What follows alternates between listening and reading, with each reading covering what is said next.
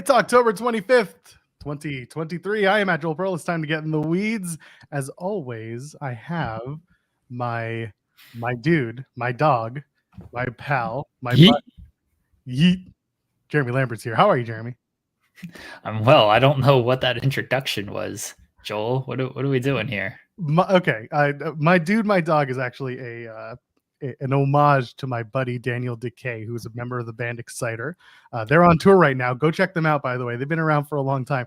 DK is not that old, but the band is they're an 80s metal outfit out of Canada, and they are out right now. So he's their guitar player. So my dude, my dog is my buddy DK's greeting to everybody. Do I have to listen to them on the air? No, you don't need to listen to them on the air. I don't think they'll be your cup of tea.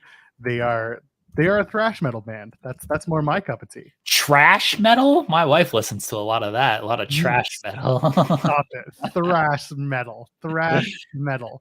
It's where you thrash around, acting like a maniac. Whiplash. How are you? I do that when I watch wrestling, act like a maniac. That's true. Well, that's because you're covering the show. I try not to, honestly. Before we get into the conversations, I do want to clear up one thing. We had someone in the chat being like, hey, there's a lot of WWE in the thumbnail, and that's not for me. Joel Pearl shoots on the chat. That's right. We're just gonna take the chat down a bit. No, I want to put it out there because I think most people who have followed us throughout the beginning know that we do the show, first of all, 3 times a week, and we mostly talk about news, but also the television product. And on our Monday show, we try to cover Collision, SmackDown, and anything else that happened, after our Friday show went off the air. Monday or Wednesday, there isn't much AEW stuff unless there's news that breaks. So we typically end up talking about Raw and then something else, and then we preview Dynamite, and Jeremy has a lot of fun with that. And then Fridays, of course, we preview SmackDown. We talk primarily about Dynamite, whatever happened there. So it's not that we're not talking about AEW on our Wednesday show. It's just that AEW programming hasn't happened between our Monday show and our Wednesday show. So I hope y'all stick around because we still talk AEW. We still do. Literally the last 15 minutes of the show, at least, is all AEW talk because Exactly. We preview Dynamite tonight, and I will run down the card for everybody. Exactly, and it's a great rundown. We'll have a great show, just like we will today, and Jeremy will tell us all about it. It'll be tremendous, probably the best, stupendous in certain circles, not AEW circles. There you go. While we're here, leave us a thumbs up on the video, and go ahead and subscribe to us here at youtube.com/Fightful Overbooked. We drop content every single day, not just this show. And if you want to donate a super chat, you can. That little $sign in your YouTube window, any amount. Get your question or statement around the air. Because Kim Gray starts us off. Kim! Thank you, Kim. I'm the reason Fightful got a shout out from USA on Twitter. Totally worth the 1,000 notifications it caused. I saw this during Raw. She made reference to basically everything going on with Fightful Select and confirming some reports, yada yada. And then we said, hey, are you a Fightful Select subscriber? And USA Network was like, we don't have $5.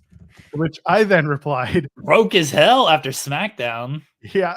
And then I saw that from you, and I was like, am I running the USA Twitter? And then they did the Spider-Man GIF. I was like, can I borrow $5? I say, and then they sent back the Ted DiBiase "you're broke" GIF, and I realized I'm very sad and poor. They can spend $1 billion on SmackDown, but apparently can't spend $5 on Fightful Select. It's hilarious, absolutely hilarious. One, shout out to Kim. Hope the kid is doing better. It's hilarious that people want to take the USA Network account as oh, they got insight. They're out here because they did the CM Punk reference a few last week or something. It's look, the USA Network is confirming these rumors and everything. USA Network, bless the work that they're doing, whoever's running that Twitter account and the website. They're out here putting out AI generated articles on Brian Pillman Jr.'s debut and spoiling that he is signed and everything. It's just they're just a wrestling fan like all of us. It's not an actual, I mean, maybe, but I don't think it's an actual network executive out here trying to run the company brand. It's like any of these other engagement account, like Wendy's, just out here roasting people and stuff. That's all it is. everybody. But shout out to them. They seem to be Fightful fans of some variety, so good on them. Does this mean that we get paid by USA now? No, we're already accused, not like us so much, but members of Fightful are already accused of being on like wrestler company payrolls. So I don't want to be accused of being on the USA Network payroll unless like they're actually going to pay us. That'd be pretty sweet. But they don't even have like $5, they said. So why should we expect to get anything from them? I know, that's the most frustrating part. Andrew Zarian's in our chat saying, I know the dude who runs that account. He's a nice guy. Zarian's going to get like taken away by the Zarian's USA. got the scoops. Yeah. He's going to, the Funny. USA Network are going to come and like raid his house now. Funny, I don't know about story, but Zarian, he pops up on our show all the time. Everyone who regularly watches the show knows that. Steven Jensen, who spotlight Thursdays, 9:30 a.m. Eastern, youtube.com/Fightful. Steven Jensen doesn't always watch our show because he's working during these hours. But, I cut the interviews, or Kyler, I shouldn't say I do it. Kyler cuts the interviews and we post them as separate. And like Zarian had a longer appearance on Monday, so I cut it. I was like, yeah, sure, this is worthwhile to just go up on its own. And Jensen sees that and he's like, see, you guys had Andrew Zarian on your show, because we've been trying to get Zarian on Spotlight for like a month now, and like the scheduling just has not worked at all. And so I think Zarian's going to be on Spotlight next week, but the scheduling has not worked. And Jensen's just like, see, you had Zarian on your show. That's real fun. That's funny there. I was like, hey, Jensen, Zarian literally pops up like once a week on our show. Sometimes it's a little longer variety. Sometimes he just does like a little conspiracy bit, but he's literally on our show like once a week. We just don't always cut it because it's just like, if he's only here for 5 minutes, I'm not going to tell Kyler, hey, cut this 5-minute appearance from Zarian. Appearance from Zarian, but it was a longer one, so I asked Kyler to cut it. But Jensen seemed like heartbroken that Zarian was on our show, and we've been trying to get him on Spotlight for like a month now. This just proves one thing and one thing only: Fightful staff don't watch each other's shows. No, absolutely not. No, I don't blame anybody either. I don't have time to watch all these shows anybody else does. You kidding me? Barely have time to do this show. I mean, I listen to the Weekender podcast when I'm out for a walk. So what the hell is Steven Jensen's excuse? Go for a walk, Steven Jensen. Listen to our show. Jensen's got to answer phones. And so why am I getting phone calls? Hold on. Is it your mom? We're going to answer phones live on air. Oh, I don't know if this is good or not. Is it a 203 number or a 202 number? I don't know the area codes. No, it's confirming. I have appointments this week. It's appointment week for one Jeremy Lambert. I have an appointment today and I have an appointment tomorrow. I've been open about this stuff. So tomorrow I have an appointment to hopefully get back on some medicine for my depression and, to just kind of take care of myself. Today is a haircut appointment, so that's not the biggest deal in the world. But tomorrow is a doctor's appointment to get my mental checked out. So that's all that is. There you go. I need a haircut. That's part of my mental health includes getting a nice haircut once in a while. I think that's okay. Treat yourself, right? Not mine. Not mine. That doesn't include, my mental health does not include getting hair. That's why it looks like this mangy string that's on my head. But yes, you should treat yourself always. We're going to treat ourselves to a nice conversation with Cody Chhun at 10:30. He's going to be joining us in about 15 minutes. Why are we talking to Cody Chhun? Well, this weekend at Defy, at their Genesis event, he's going to be facing the IWGP World Heavyweight Champion SANADA. That's a Washington Hall in Seattle. So if you're in Seattle and you want to go see Defy Genesis, go see the show this Friday. SANADA, and then Cody Chhun's going to join us at 10:30 a.m. No, SANADA's not going to be joining us, but our guest Cody Chhun is facing SANADA. I got really just wrapped up in that one, but Cody Chhun at 10:30. Let's talk some basketball, Joel. You are certainly very well versed in the basketball. We got a lot of basketball questions in the chat. Season tipped off yesterday, so we're going to address this because as people, longtime viewers of this show that we've been doing for 6 months. It's been like 6 months since we've been doing the show. That's sad. Since started in April. End of April. Yeah. Started in April. It's October. That's 6 months, right? My math is good. Sure.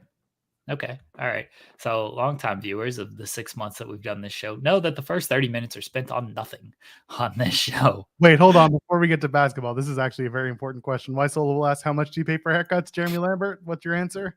I was gonna get to that. I pay $15 plus a tip. I go to a longtime person who has cut the wife's family's hair, and she does very good work. And because she has known everybody for a very long time, and my haircut's very simple. I just just kind of get it cut. I feel like $15 is pretty fair. I don't know. Maybe I'm wrong. How about No, you, Joel? that's very fair. So Okay. I recently found the place that we moved into almost a year ago. There's a barber just down the street, like literally a 2-minute walk outside my door, and he charges 25, and I give him a $10 tip, so $35 for my haircut. It's great. He's an older dude, does it well, does it real good. And then because I tried everyone else around the block, but I never tried this guy. And then I went by one day, and I was like, he has an empty chair. Let's do it. Turned out to be real good at it. So he is my barber. He's my dude. I used to pay more. I used to pay upwards of $55. I know. And that was because I would get a cut like downtown near places I used to work or at like really hipster shops. And they did good jobs and they had great barbers. But then I was like, well, this guy's doing a great job. And this isn't like me getting lazy or old. It was more just like, this guy does everything I want for a better price. So there we go. I would just go to like super cuts before and be like, yeah, sure, just cut my hair. Like I don't feel like I don't do anything like fancy with my hair, so I'm not too concerned about a great haircut if I don't know. See, Supercuts screwed me up. That's what happened. And when I used to have really long hair, and there's documented evidence of that on my socials, I cut my hair. No, I had it like down to my Oh ass. no, I've seen Yeah, some you've seen pictures of your that. long hair. I was moving my hair out of my headphone. Yeah, That's all. Not got like trying to show off. Look how long my hair. It is way too long, but thought I that's was what just we're doing. moving it out of my headphone. Anyway, I used to have really long hair. Cut it off and donated it to Wigs for Kids. And I was like, what do I do with my hair now? Because it's just like I look like HBK in 2002. I look like little Dutch boy, and so I decided I got to get my haircut. And at the time, it was 2012. CM Punk was really popular in WWE, and he had the slick back greaser hair, and I was like, I want that. I went to a Supercuts. I showed them the photo, and they messed it up. They made it look awful. And then I went to the place that I ended up going to for a while that cost way too much, and they did it for a few years, and they did a good job. I should go back to the very short hair. I've had that before. I don't like it though. I like the longer. I don't. I wear a hat anyway, so who really cares? I prefer the longer hair over the shorter hair. All right, basketball. Who cares about haircuts? You talk about hockey. We I could. There was 16. Everybody was playing last night. I'm pretty sure both my teams lost. Nah, that's unfortunate. My team hasn't lost all season. MDB says you're a Thunder fan, Jeremy. Wow, I don't. Why is this disrespectful? Yes, I am a Thunder fan. Thunder up, baby. We got the Bulls tonight. New era Thunder. Shea Gilgeous-Alexander, Vanilla Magic, Josh Giddey, Kareem Abdul-Jabbar. Shout out to Louis on that one. Chet Holmgren. Hype. Let's go, baby. What's your team, MDB? What's your team? Saw some other who was burying the Lakers. I always preferred burying. Yeah, why Sobel? Love Why Sobel. How about the Nuggets fans today? Yeah, who's your daddy? Yes, the Lakers. Where's SP3? Get SP3 out here to cry about his Lakers and Anthony Davis. Joel Pearl, you and I scored as many points as Anthony Davis, top 5 MVP candidate, did in the second half of a nationally televised game. Does that make us MVP adjacent? I mean, if Anthony Davis is top 5 MVP, then clearly we are also top 5 MVP. Let's go. In the Weeds, sponsored by MVPs, Jeremy Lambert and Joel Pearl. My Ducks won, by the way, in overtime. So I'm 1-1 on Crazy Tuesday or whatever the hell they called yesterday.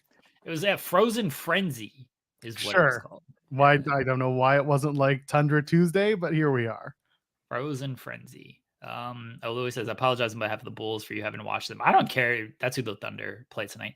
I don't care about the Bulls playing. I just want to see how OKC does. I'm cautiously optimistic, which I don't like because these last 3 seasons, they've kind of been terrible. And I guess 3 seasons. My timeline's terrible.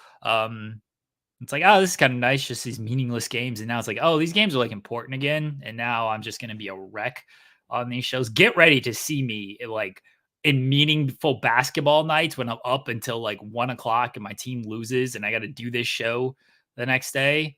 It's going to be bad. It's going to be really, really bad. So good luck, everybody. Raptors open their season tonight against the Timberwolves at home. No, I will not be there because if you've ever tried to buy a ticket to any Toronto sports team, Joel, name 3 players on the Toronto Raptors. No, but I will tell you this story. When my kid was born, my brother was in town. He's a big sports fan. And we were trying to figure out things to do. And he wanted to take me out just to like give me a night off of dad duty. And my wife was at home with the baby and along with like her mom and her stepdad and all that stuff. So my brother was like, I'm gonna take you out. We'll do something. The Jays home opener was the same night. Leafs were out of town. Then the Raptors were playing at home. It was the season closer. I think they were playing the 76ers. And we paid $100 each, Jeremy, and we sat in a box. And it was the Raptors fan suite, which is unlimited food and beverage, non-alcoholic food and beverage. And you're sitting in a box for $100. That's a pretty good deal. That's a good deal. Yeah. We only stumbled upon it because we walked into the venue. We walked into the Scotiabank Arena, went to the ticket agent. We're just like, what's available for tonight? And they're like, you can sit in a box for $100. And we're like, what does that include? And they told us, and we're like, it's better than the Jays game because people wanted like $60 to sit up in the 500 level. So that was probably the best deal that I've ever made in my life, is going to that Raptors game. Raps won too. Great season closer, went into the playoffs, lost, but either way, it was a good time. That's a good deal. I'm glad you had a good experience at the Toronto Raptors game that you'll never go back to, and you can't name 3 players on the team, you fake fan. I am not a fan. I'm just a guy who went to a game. I've never called back. Even in 2019, when they were having the run of their lives and won the championship, I was like, good for them. Good for the Toronto Raptors.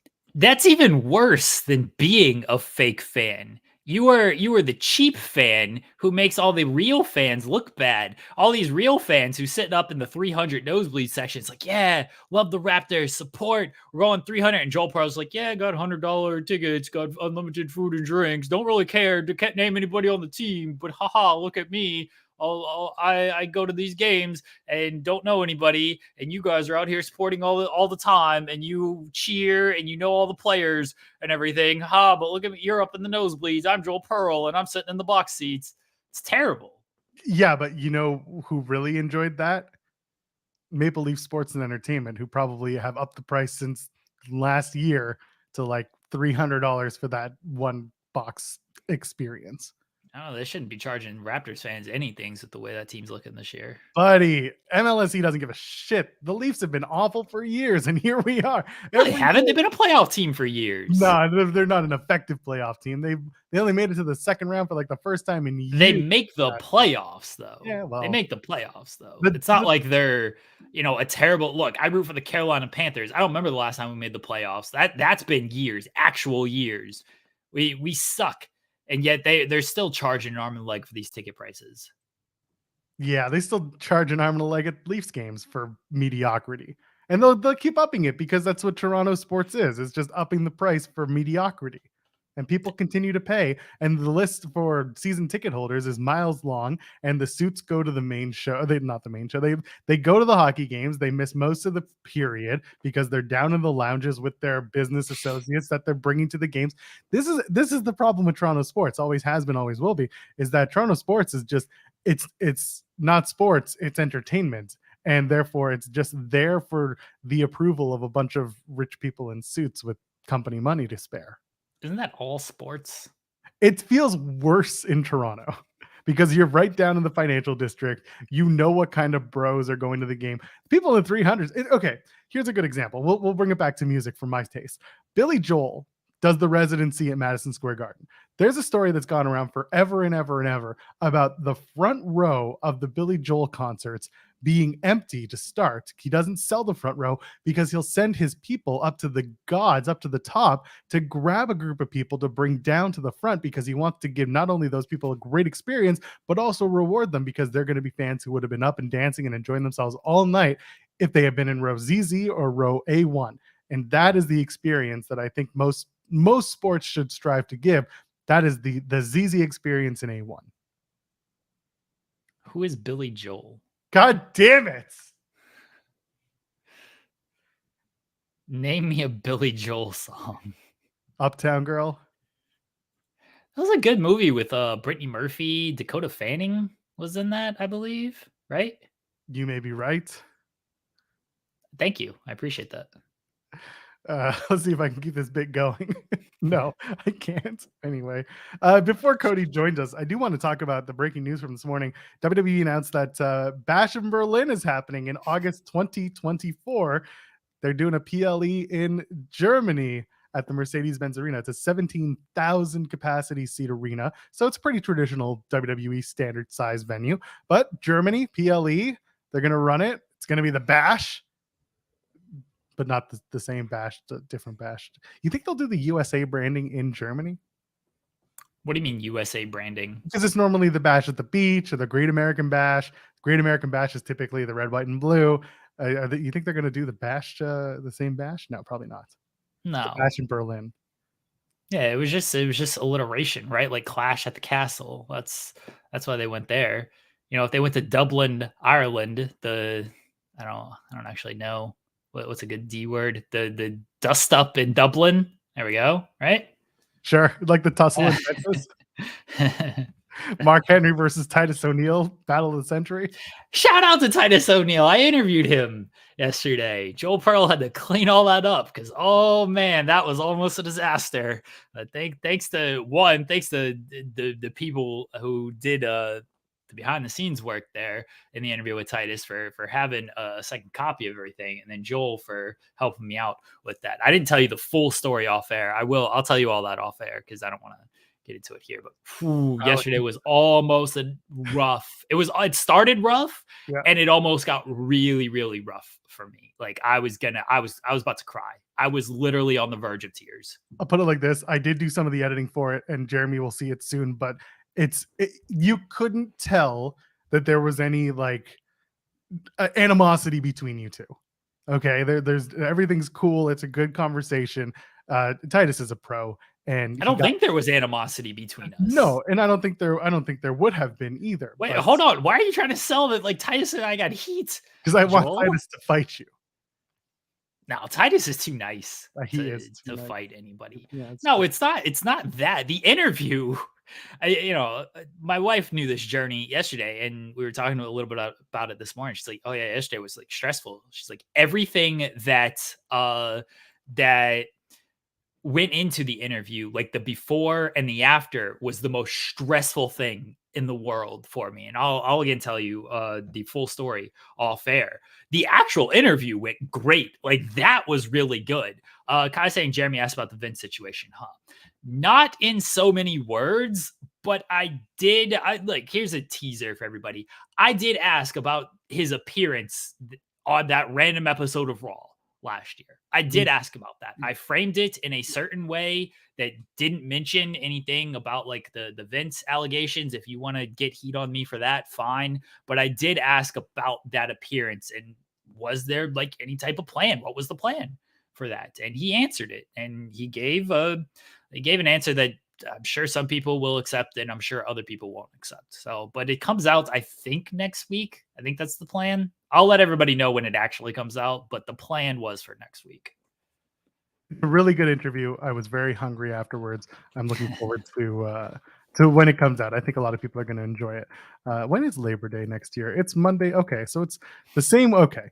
This is what it's the same weekend as All Out, right? Yes. So Bash in Berlin is August 31st, 2024.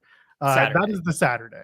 Yeah. I can only assume that All Out is going to be Sunday. Is that what do they usually run it Sunday, the Labor Day Sunday, or they usually run Labor Day Saturday? No, it's always Sunday. They did this last year with Clash at the Castle. Clash at the Castle was on Saturday, and then All Out was on Sunday, and they ran the NXT show. They do this every year with AEW, every single year. Now it's going to be every year. Last year was the first time they did that. And then they did it this year with an NXT show, and now they're doing it next year. No. They did it last year at All Out with the the pay-per-view, or sorry, with the Clash of the Castle, and then they did it the next pay-per-view. You're talking as if it's an annual thing. It is. No, but they haven't done it over multiple All Outs.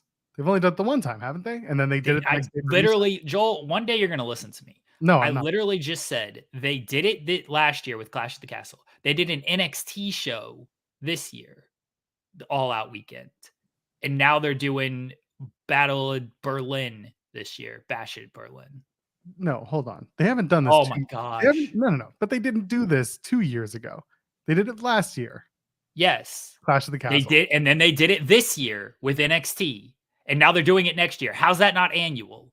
That's 3 straight years they're doing this. I'm trying to think of timelines. 2022, they ran. Was that Clash of the Castle? Was 2022? Yes, Joel. I thought that was 2023. No. I'm just enjoying this year's 2023, Joel. Is it? Yes. What day is it? Who's on first? Oh my gosh. We have a guest to get to, Joel.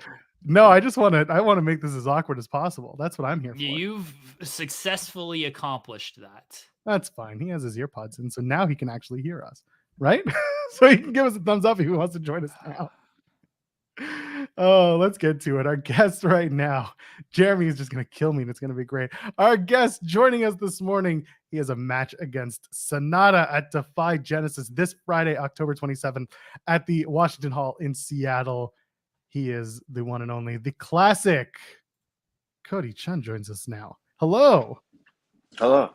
How are you? What's going on? Thanks for having me. I didn't think I would be asked to come on the show, so I'm very happy to be here. It's really early for me too. Well, 1, thank you for joining us this early. 2, did you just see this conversation we had about years? Like you were here to raise the standards of this show because it's not that good of a show, Cody. But thank you for joining us early. Are you in Seattle or in Washington right now? Yeah. I currently live in Washington. Okay, so yeah. Oh man, it's 7:30 for you. Oh, I would have suggested 11:30 to give you an extra hour. I'm so sorry to make you get up it's this all early. good because I got classes soon, so I was like, I got to be up early anyways. Are you in school? Yeah, still in school. Okay, what kind of classes are you taking? Right now, just taking like a stats class and another English class. I got to trying to get into radiology. It's a little side hustle just in case I can't. But just something to keep me busy though. Keeps me disciplined. So I spoke to Billy Starks in the past, and she has confirmed that she and Nick Wayne would copy each other's homework to help each other out, and that way they help pass. Are you in this circle of, hey, let me copy your homework to pass all these classes? Nah, because they was probably doing it to pass their high school class. So I'm a little. I don't think they're doing college classes right now. Because they're wrestling full time. But me, I got to find someone at school that might watch wrestling so I can copy off of. But so far, nobody watches wrestling around school. Tell us about this match coming up against SANADA. I mean, this is the IWGP World Heavyweight Champion that you're about to face this weekend. What was your reaction when you found out to it, and what can you yourself and fans expect from it? When I first found out, I thought it was pretty wild because it got announced that he was coming like as the headliner, and then like immediately I was like, I'm not gonna get my hopes up. It's just like I'm not gonna try to push for that spot. But then they told me like, hey, I think we're gonna have you against SANADA, and I was like, whoa, the IWGP champ. So I think that's pretty cool to be trusted to go one-on-one with him, and I would like to I can't wait to wrestle him and see what it really is like to be at that top level. The match itself looks like it's going to be a lot of fun, but I want to talk about the appeal and the build of like just the popularity of West Coast wrestling. You're out there, you've been there, you're seeing a lot of people getting their shots out of this. Talk to me about the appeal. I'm in Toronto and Jeremy's in Ohio, so we're East Coast guys. We see what we see. Talk to me about West Coast wrestling and its appeal. It's honestly really crazy when it first really got big popping off. I didn't think a lot of people watched us or like had eyes on the West Coast scene, but then like I think a year ago, maybe 2-3 years ago, Lee Moriarty tweeted like, "I want to wrestle Cody Chun," and I was like, "Whoa, you be watching our stuff?" And then like the more people come to Defy or come to like the Northwest, they're like, "Yeah, I seen your match on this. I seen your match on that." And I was like, "Whoa, that match was years ago." I'm like, "You guys were really watching back then?" They're like, "Yeah." They're like, "The West Coast has always been a place to be. Like everyone's been trying to come here." But for me on the West Coast, I was like, to make it, I need to go, or to be more popular in wrestling, I need to go out of the West Coast to the Midwest or the East Coast. But people are saying that like they need to come here, so that took me by surprise. I was like, "Dang, this scene's really popping like that." I didn't know, and it was growing right in front of me. I was kind of like I was like blind to it, but now like realizing it, like how popular it is now, like I'm like, whoa, how did I not see all this? I'm happy to be a part of it. I'm happy to be like in the middle of all of it. I don't know if this is technically your first like big match because you've been wrestling for a little while before, but the first time I can kind of remember hearing about you and the everything going on Defy was you against Christopher Daniels. What was that match like for you? Because Daniels obviously well established and makes all the independent appearances and everything, Yeah. but that was part of the Super Eights, I believe. But that was the first time I was like, oh, okay, I got to pay attention to this guy. Yeah, that I think that was the big match for me because it was like the second night of the tournament. It was hot as hell in that building. It was like in the middle of the summer, like August, I think. So it was like 90 plus in Seattle.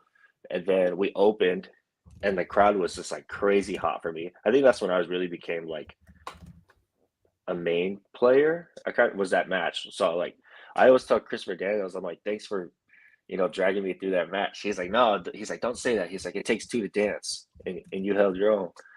So like, I'm always thankful for that. But that was the match I really thought like, was like, can I break through the glass and like keep my pace with him?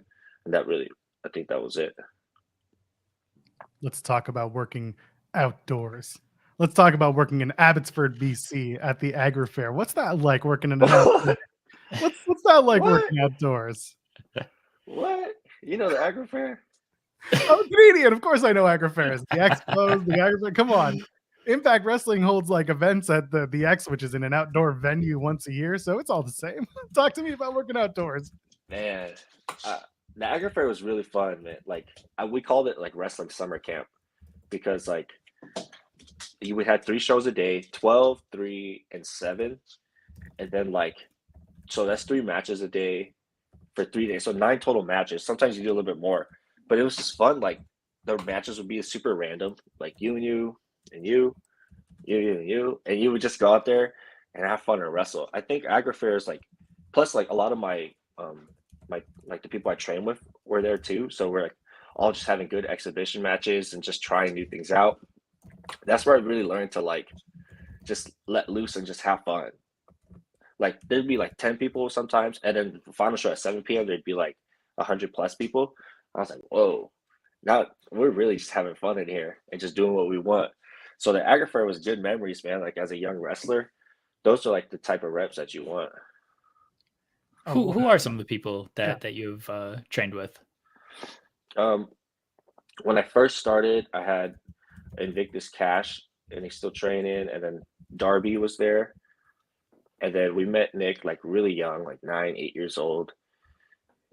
A couple more people I remember was a guy named Johnny Flynn, and he was one of my favorites. I think he's still around the scene locally. We had a guy named Chris Ross. I'm trying to think of everyone I really started with like my first day. But I loved like being a new guy in school, like fresh 18 years old, just like looking at people and just listening and just getting the reps in every like 3 times a week, just going hard for it. Did you train? Oh, I know you have the RIP Buddy Wayne in your Twitter bio. Did you train with Buddy? You mentioned Nick. I didn't know if you were too young to train with Buddy. Yeah. I got to train with Buddy at least for about 2 years before he almost 2 years before he passed. So we got to spend a lot of good quality time together. So we were there like 3 times a week, and then sometimes he would take us out to dinner. Pretty much like after our 6 months, I was going out to dinner with him like every week after practice, and just like, and I was really skinny. I'm still really skinny, but he was like, whatever you order, you like get 2 because you need to eat. And I was just like, yeah, like all right. But yeah, I got to spend a lot of good time with him, and I got to wrestle him twice too. Like some of his, I think probably his last single matches too. But yeah, it's crazy thinking about it. I have spent more time in wrestling without him than with him, because it was just so early on, and it's been like, time flies now. I'm going to read to you 4 names. You're going to tell me what they all have in common. Guillermo Rosas, Daniel McCave, Judas Icarus, and Alan Angels. What do they all have in common to you? The Cascadia Wrestling Cup. You beat them all in 2 nights, winning the Cascadia Wrestling Cup at Prestige. Talk to me about working that show, because you did a lot of wrestling on that second night. Was that the most minutes you put in one night? And what was the experience like winning that cup and the whole cup experience? Yeah, I definitely think for sure that's the most minutes I put in one night. I was so like, I remember talking to William, the guy in charge for Prestige, and I said, so is it 2 matches one night and then 2 the next? And he was like, no, 1 match one night and 3 the next. And I was like, who the hell's wrestling 3 matches in one night? And then like as the days getting closer, I'm like, oh shit, like really? Like we going? That was pretty stressful. So like after, like it was kind of weird. Like I had to try to enjoy the moment, like being in the match, but then also like, oh man, I gotta go through another one. I might go through another one of these and another one of these. And then the last match with Alan, like we was running on fumes, but it felt good. Like you get that good adrenaline rush, and then as soon as that final 3 count hits, you're like, whoa, finally I can relax. Like everyone in the back was like eating good like pizza and like all these snacks and stuff, and I was just like, oh, please save me some. Or like, with the smelling salts, like I can't, like I'm not trying to smell the pizza right now. I gotta wake myself up and go to the ring. That was a hard night, but like I'm very happy I did it, and it was very like I felt a lot of satisfaction after. I feel like there's a lot of like wrestling bucket lists I feel like I need to hit, and winning a tournament, wrestling 3 times in one night was definitely one of them. What else is on the wrestling bucket list for you? I think other than like trying to get to like the big promotions and trying to get like consistent money with it, I think some of them would be like an Ironman match, like in 1 hour. I think that's definitely something like I want to challenge myself to do, because I feel like it'll come eventually, but I'm like, damn, Ironman match, like that is long. And there's like a lot of people say there's different styles of Ironman match. Like they're like, oh, Brett and Shawn knew they were going an hour, versus Omega and Okada were going at like a 30-minute pace, but they ended up going an hour. But I'm like, it's still an hour, and that shit is still gonna be hard as hell. But that's like the big one I keep thinking about in my head. Like when I'm driving, I think about like 60 minutes. I'm like, ugh. But I think one day it'll come. Other than that, I can't think of. That's like the main one that's like on my mind. So that's like every time I go to practice or like work out, I think about like I gotta work towards that. How about C4? How about your tag partner we mentioned before, Guillermo Rosas? You two are the Prestige Wrestling Tag Team Champions still.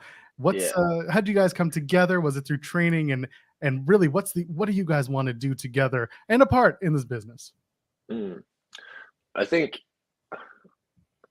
I really for a part, which I like, it's like a lot of people in the Northwest are like, I wish you guys would team up at Defy and Prestige.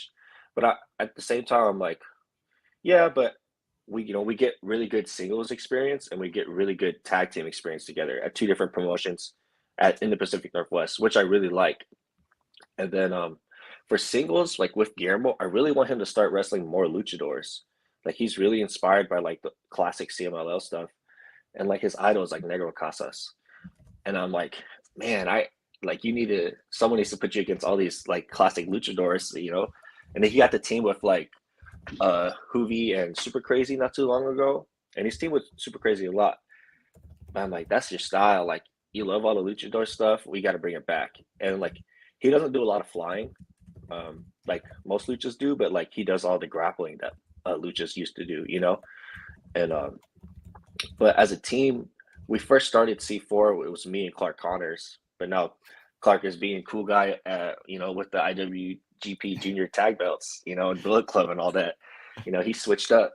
But when he left to New Japan back in the day, it was just I was just kind of left alone at Prestige. So I wrestled Guillermo 1-on-1, and then as soon as we got to the back, William was like, "I think you guys should be the new C4. Like you guys kind of fit each other. Plus we train together and we hang out pretty much every day. I talk to him pretty much every day. Since we started training together till now." And then they're like, "Yeah, I think you guys should be C4." And then we're like, "What about the name? Like we're not C4 no more." And we're like CCGR.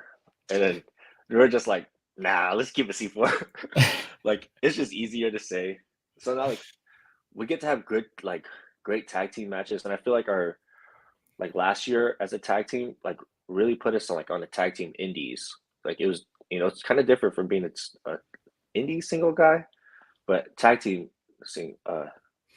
indies was a lot more fun, and we got to meet a lot of good people, and we went pretty much all across the United States last year as a tag team. I was gonna say the name might have to be like C squared GR, Yeah. something like that is where you would have to go.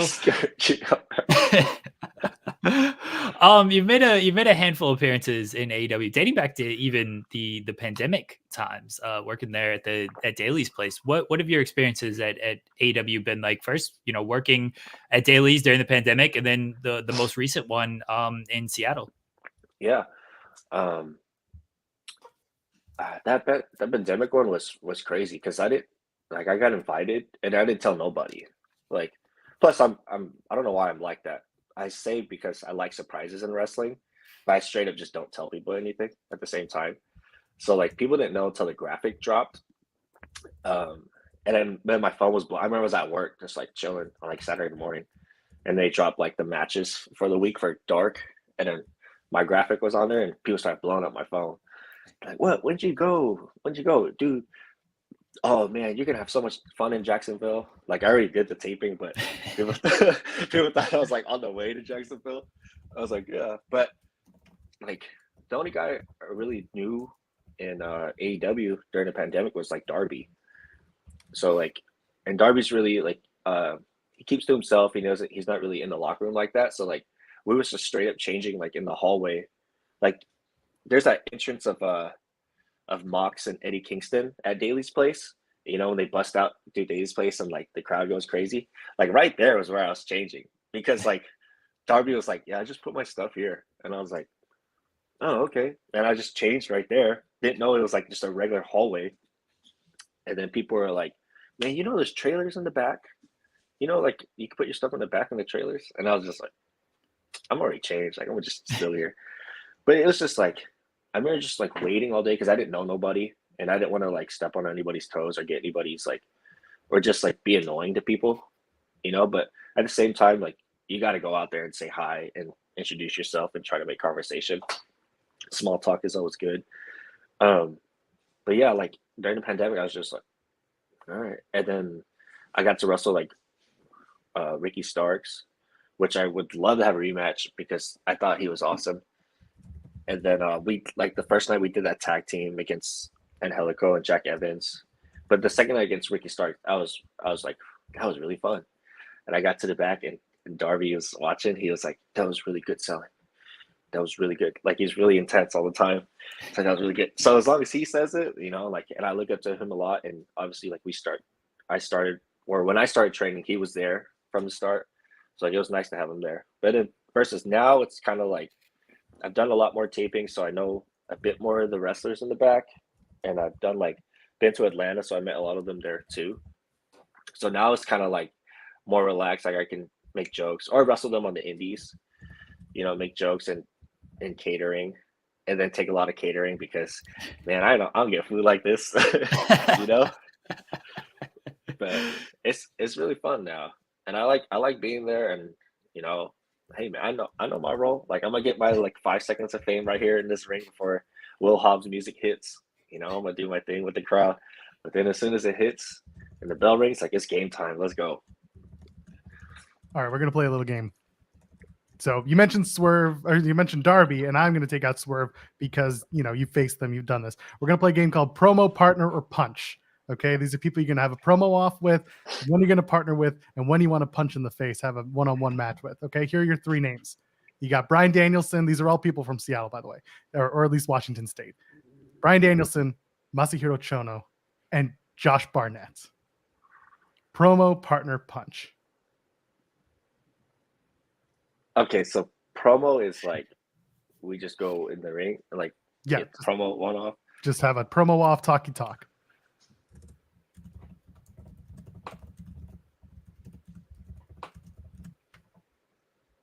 So it's promo, partner, punch. You got it. Promo, partner, punch. This is a new thing, by the way. You are springing this on Cody. This Joel. is great. I broke them. It's great. We've never done anything like this on our show. I'm bringing it back again too.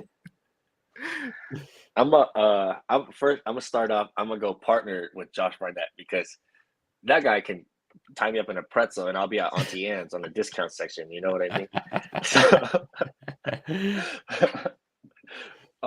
So partner Josh Barnett, you know, would not want to see that guy in the back alley of a 7-Eleven.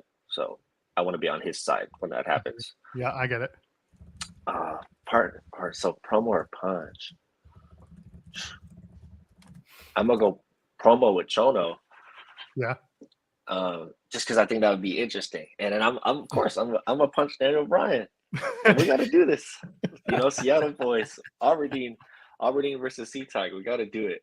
You know, there's a lot of big speculation that he's coming to the, you know, West Coast Indies, and you know, again, I don't want to get my hopes up, but I do want to throw my name in the hat for that. So I would do punch against Daniel Bryan. Or kick. Yeah, he might kick. He did the interview where he's like, you know, talking. He puts over Defy a lot.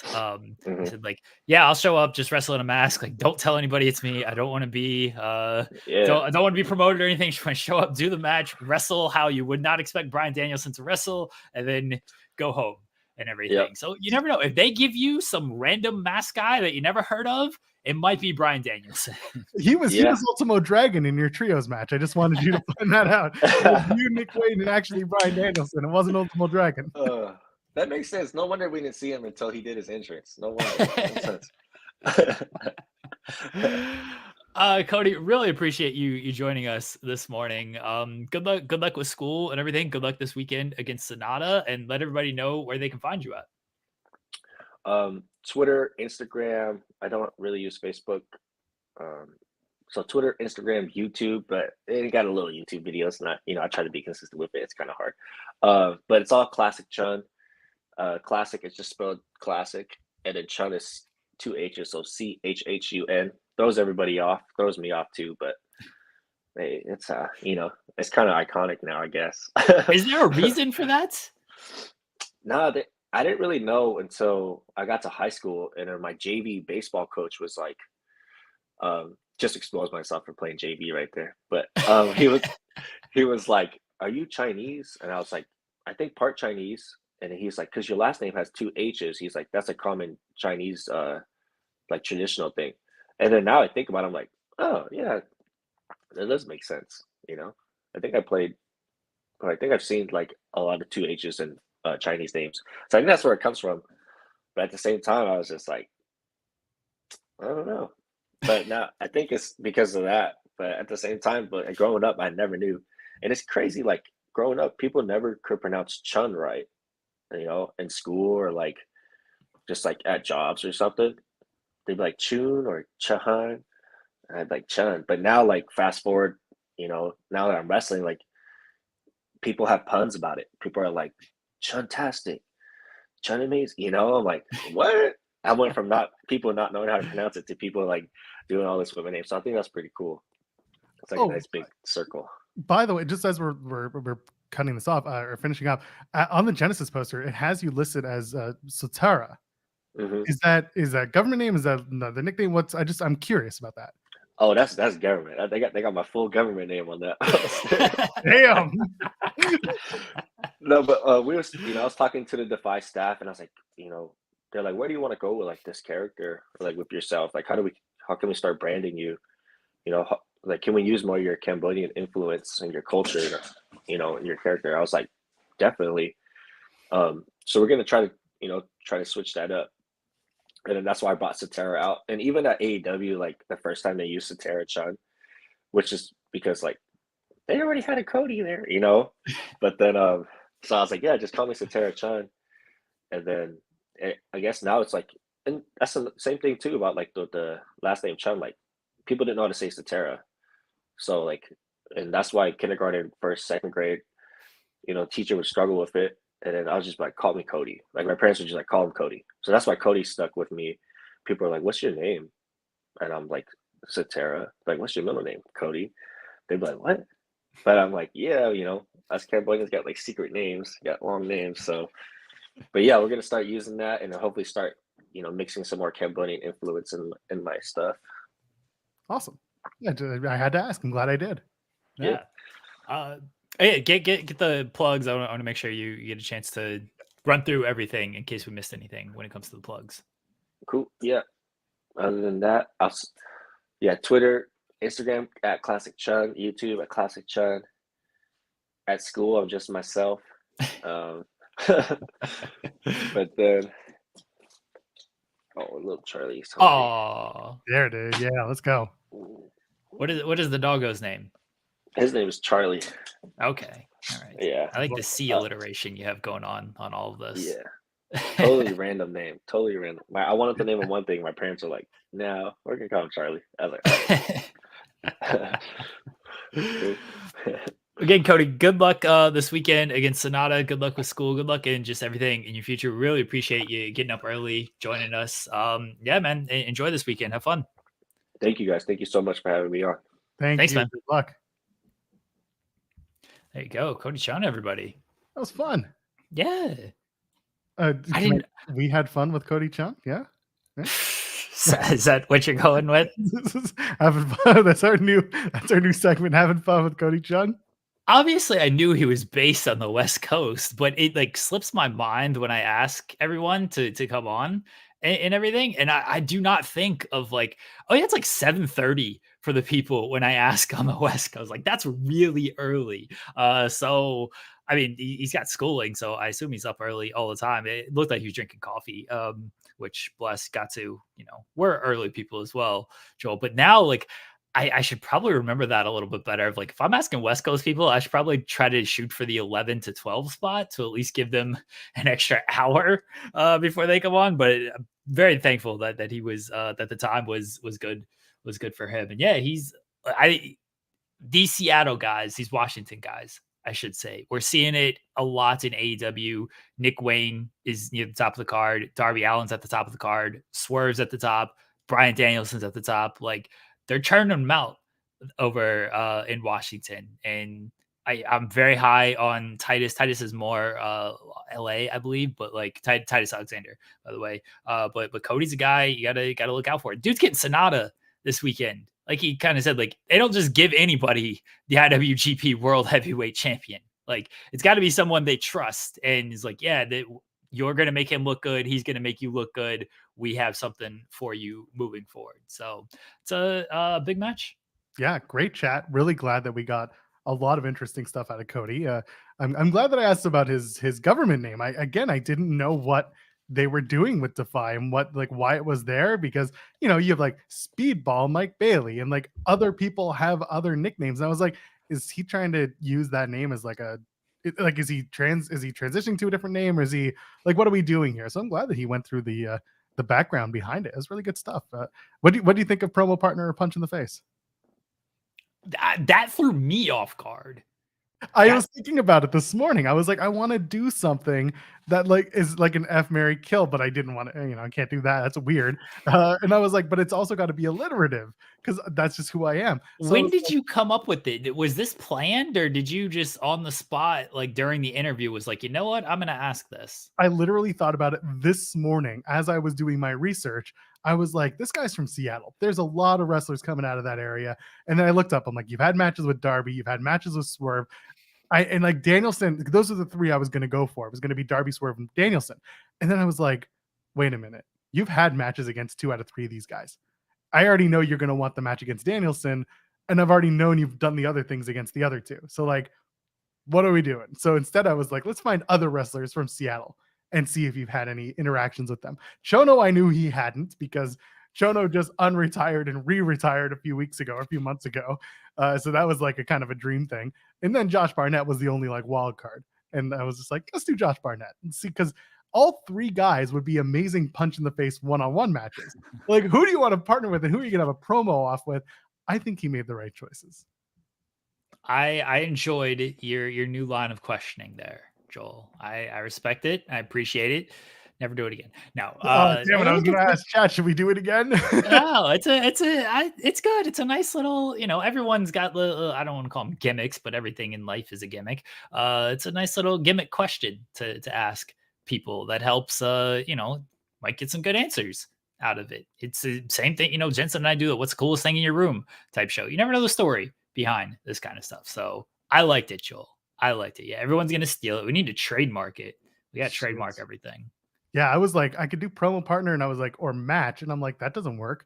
Like PP or the alliteration's good. You got to go with the alliteration. I was like, what are the M for like a promo or partner? Like, what could you do? Mike. Yeah, it was Mike, match, or something. I couldn't think of a partner that would make sense. Yeah, I don't know. Yeah. Matches and match made, Mike, match or match. Yeah, that's the problem. So I was like, punch in the face. That just works. Let's do that. Promo partner, good. Punch in the face. That's good. I like it, Joel. Good job, Joel Pearl. It's gonna be a good match. Go watch Defy when you can, when it airs. They're not in IWTV. Where are they? Where do they air? Do you remember? What? Defy? Where they air their Defy programming? Typically doesn't. Sometimes they aired it. They aired on like the Roku channel one time. Because there was like a big deal about that. But Defy typically doesn't really air anywhere, which is very unfortunate because they do have a lot of good talent. It's a good one. Pummel. Yeah. I do appreciate that word. Promo partner or pummel, and they'll be like pummel horse. Be like, no, punch in the face. Oh, I get punch in the face.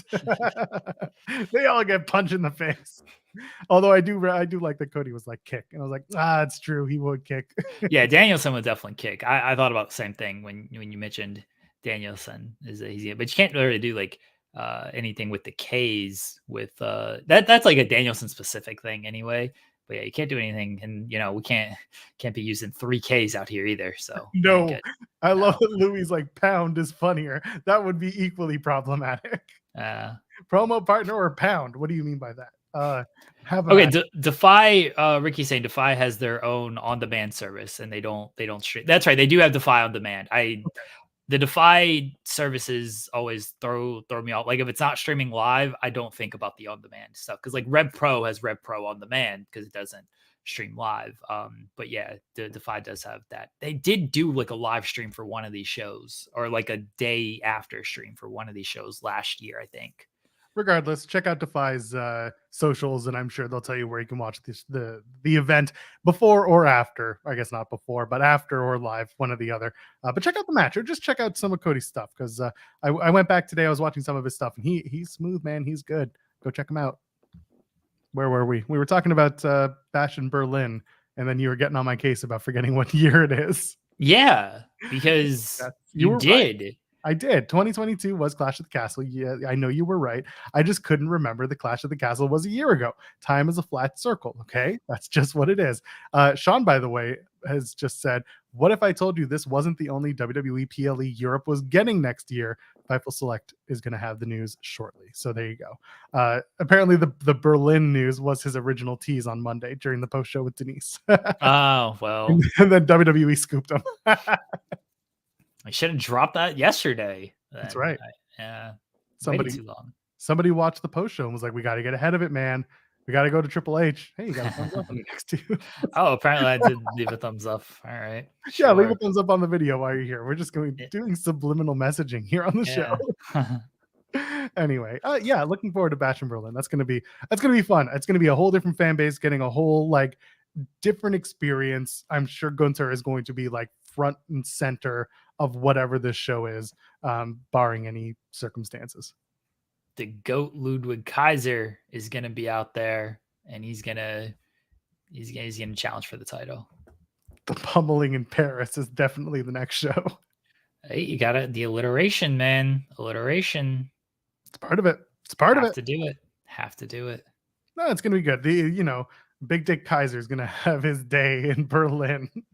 Bro, he rules. Those vignettes are great. He's hilarious. He's fun. I like what's going on there with Imperium. They're still good. Yeah. I have nothing to add about the match in Berlin. That's just good, fun news. Let's talk real quick about Raw, and then we'll transition abroad. Cody's facing more adversity. I know abroad. I got nothing.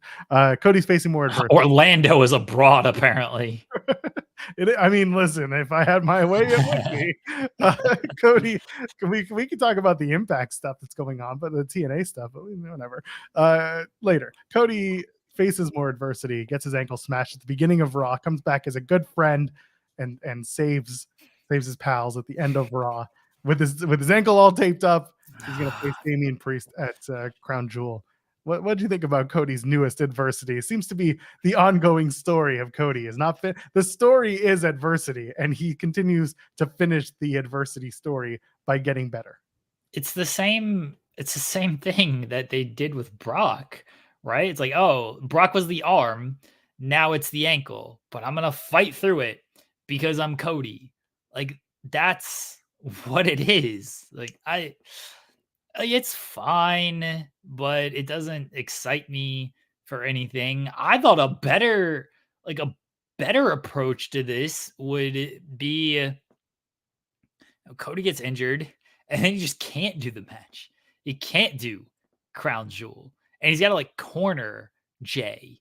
And then Jay loses to Damian Priest because Balor gets involved, and Dominic gets involved, and Rhea gets in. And Cody is unable to help in the way he would want to help because he is too hurt. And then sure, he comes back and Defiant Cody and all this stuff, and they team up and whatever. Maybe they regain the tag team titles or something.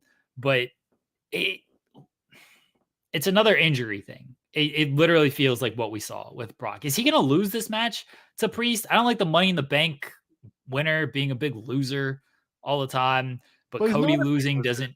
He's a tag team champion. He's not a big loser. He's a tag team champion. I get it. Singles matches. Yeah, especially if you're going to lose to a man who on one foot, that ain't great. It's just, what are we doing with the same injury? And Kai says the same thing with Seth Rollins on his back. Yeah, it's just, hey, guys are working through these injuries. That's good. You can work with that a little bit. I thought the Rollins and Nakamura story was good, and now they've kind of leaned away from Rollins's back being hurt. But we just saw this with Cody with the Brock stuff. We just saw this. I'm just looking back at matches. Damian Priest he's been winning. He has. No. They haven't geeked him out the way they typically do a lot of these Money in the Bank people. But I don't think he should be losing to a man on one foot when he's the Money in the Bank holder. I don't even care if he's not the Money in the Bank holder. I don't think he should be losing to a man on one foot if he's this big badass Damian Priest. He should beat the shit out of Cody. It's the one time I wish JR was on the call so we could talk about a one-legged man in an ass-kicking contest. It's strange. You're right. It is strange that Cody could potentially beat Damian Priest on one foot or one leg or whatever it may be. We'll see what Cody comes out with, on really, let's face it, anytime he's out in the press, he's selling whatever he's selling. Yeah, that does rule though. If he comes out to some event on crutches or with a boot, then that's kind of a problem. But if he comes out next Monday and he's like, yeah, he tried to, but luckily it was just a bruise. They'll say it's a bone bruise or something. That a bone bruise. They Pillmanized them. I get that, but my point is Cody would come out, or the WWE would WWE it and make it sound bad without it being bad, but actually it's bad if you do any research behind what it is. Here's what Cody should do. I don't care what WWE wants. Here's what Cody should do. He should come out and should hop around on the one foot, skip. He's it's healthy, but then he loses. He loses the Priest at Crown Jewel, right? But then he comes out the next night and he's like, I was lost. I lost. I wasn't fully cleared. I got a new foot. This foot isn't 100%. The old foot, is banged up. And I've lost my smile. Whatever CM Punk said in that promo. I don't remember it. But that's what he should do. And then he says War Games, and then we do War Games at Survivor Series. That's the big closing promo. Or he sets a contract in the ring, and then Jey Uso. No, who can help Cody? Who's QT signed elsewhere? Sammy? No, someone from okay. Yeah, like DDP. DDP comes out and he grabs the contract and he's like, Cody, you got to get back out there with your new foot that's 100% with your screws in it and everything. Get back out there and go whoop some ass. And then he fires up. Where are they at the night after Crown Jewel? I guess, they're traveling from Saudi Arabia and everything. But then Cody fires up and he's ready to go and everything. And then he gets he gets War Games at Survivor Series. He doesn't get a title shot because he's a big giant dork who loses. But he gets his War Games match that he so desperately wants. That's the story. There, I just told it. It's an awful story. When's Crown Jewel again? Crown Jewel's next weekend. Is it next week? No, but it's not. Yeah. What is that? The 4th. It's the 4th. Yeah. So 4th. Cody in this match against Damian Priest tries to throw a head kick, and he hurts himself throwing the head kick. And then Damian Priest puts him in an ankle lock, and then Cody taps out. Cody taps out to this ankle lock, by the way. And the Damian Priest comes to the back, and he goes, "Guess that didn't go how you thought it would, huh?" And then everybody's like, "Oh, Damian Priest shooting on him and everything." And that's what happens there. And people are like, "Oh man, that's crazy that it happened like that." Everybody's really fired up. The people, not the thumbs up, the people that don't like Cody with everything. And Cody, when he's doing these media interviews, they're like, "Cody, what's going on with this story?" And Cody's like, "Have you seen Rocky? We're telling the Rocky story right now." And people are like, "Oh, I've never seen Rocky. This is great. This is perfect storytelling with all of this." And again, he loses the Priest at Crown Jewel, comes back on Raw the next night, and he's like, "I'm sorry, guys. I let you down. I thought my ankle was 100%, but it's a new ankle that I needed, and it wasn't quite 100%, but it was 100%. I'm just not really sure what this math is all about." And then DDP comes out, and he's like, "Cody, this is what we need. You're still Cody Rhodes. You're the son of Dusty. You know what Dusty would want right now? He would want you to get back out there. He would want you to fight." And he's doing the mix speech to him. Rocky, yes, you got to do a lot more bros in there. You got, bro, you got to get out there, bro. Okay. And then you got to do some yoga, bro. He wants you to fight. Yeah, yoga. Yeah, DDP's great salesman. He wants you to fight everything. You know what Dusty would want? He wants you to fight in War Games. DDP does the War Games thing. And there we go. I've booked it. You're welcome, everybody. War Games, bro. War Games. Anyway, it's a super original story there. Yeah, no, Rocky's never been used in a wrestling storyline that I can remember. They're in Wilkes-Barre, Rocky with the ankle and the foot as well, like never. They're in Wilkes-Barre, Pennsylvania, the Monday after Crown Jewel. Cody loves Pennsylvania. They love Cody in Pennsylvania. He's got ties to there, I'm sure, somehow. Yeah, I'm sure there's a stump speech in there somewhere for Cody on his run for 2034. Yeah, we'll see, but either way. Okay, wait. I'm not done yet, Joel. And then Cody wins War Games. He's a survivor. He wins for the team. He's standing tall at the end of the night. And then look in my eyes. What do you see? Shinsuke Back Nakamura to confront Cody. And then CM Punk comes out, and the Chicago crowd's going crazy, and CM Punk's motioning for the belt. And then WWE does the press conference after Survivor Series, right? So they do the press conference, and Cody is there, and whatever the big Survivor Series sponsor is, I have no idea what their sponsor is this year, but he's eating the Snickers. He's all bloody because it's War Games. He's going to get bloody. He's eating the Snickers and everything, and Cody's like, "Can't believe they brought this guy back who couldn't even get over at a place that can't be managed by Target people." Whatever the line is, this empty-headed dumb fuck is back here, and Cody's just going off on this man, and then it leads into maybe like a backstage thing. Survivor scuffle is what we'll call this, and then we get a bunch of subscriptions off of it, and it's great. Never been done in wrestling before, but it's all work, Joel. See, this is actually all work. Unlike the stuff where last year, where people were like, it's all work. No, they're actually working all of this. It's all an homage to this Right. AEW stuff. And then all the fans online are like, man, WWE has no original ideas. They're stealing from AEW, but they're stealing from real life of AEW. I've booked everything. You're welcome. Yeah, you have. You know, he basically CM Punk is just gonna camp out at the United Center because the Blackhawks play the Leafs on the night before Survivor Series, and then they play the Blues at home the afternoon after. So they're both 2 p.m. games. CM Punk's just gonna hang out at United Center, make a quick stop over at the Survivor Series. He's gonna sleep in a cot backstage. He's sleeping in the Zamboni. He's just gonna go out in the Zamboni, and that's how CM Punk's gonna make his appearance in WWE. I hope Punk comes back at Survivor Series. Where's Sean so I can ask him if Punk's coming back at Survivor Series? Do you think Sean's gonna show up today? I don't know. I have no idea. Sean's on his own time. That's true. He showed up earlier on Monday, so his whole thing is once a week. I tried calling Sean Ross Sapp at 9:15 yesterday. Wait, in the evening or the morning? The morning. Okay, no, we know how that ends. Yeah, and he was sleeping. Did you wake him up? No, and I needed to wake him up too, but no, I didn't. Yeah, it was he said it before. He does not do a morning show because he ain't getting up that early. That's why he's coming on ours all the time. Oh yeah, Punk does his invade WWE like DX. Who's siding with Punk? Who's Punk bringing with him to invade WWE? FTR's still under contract. Nakamura. He's bringing Nakamura from the inside because Nakamura did the GTS, and then also did the Set Me Free promo that everyone started. Oh my God, these people are just like, is that a CM Punk reference? Is that a CM Punk reference? QT Marshall, he will. Well, QT's still got a thing going on. Will Ospreay. Joel, you know when the eyes, when Nia Jax, they show her eyes on the video screen. I have no idea, by the way, if they still do this with her. They used to, though. They don't, by the way. Oh, well, this bit is ruined then, but yeah, just stick with me here. All right, how about this? You know how wrestlers have eyes, Joel, and sometimes you have to look at their eyes? Is that a CM Punk reference that you're looking into the eyes of the wrestlers when they're on camera?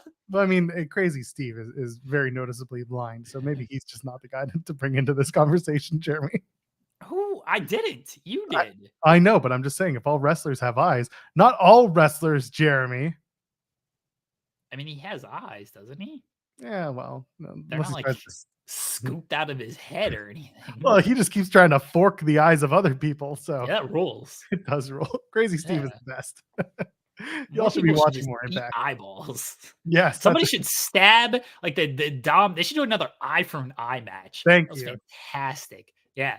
So someone should stab one of the eyes out and be like, look in my eye. What do you see? And then you should eat the eyeball. That should be Shinsuke Nakamura's new thing.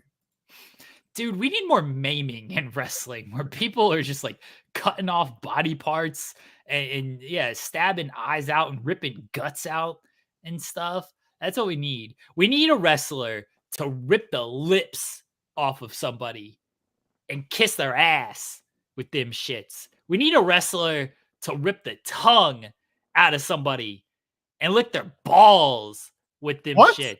That's what we need in wrestling. Lick their what? That's what we need, everybody. Christ. You want to talk about the Scott D'Amore media call real quick? Yeah, you were wrong. You got some wrong info on that. I was also trying to transcribe something live without being able to go backwards in the moment.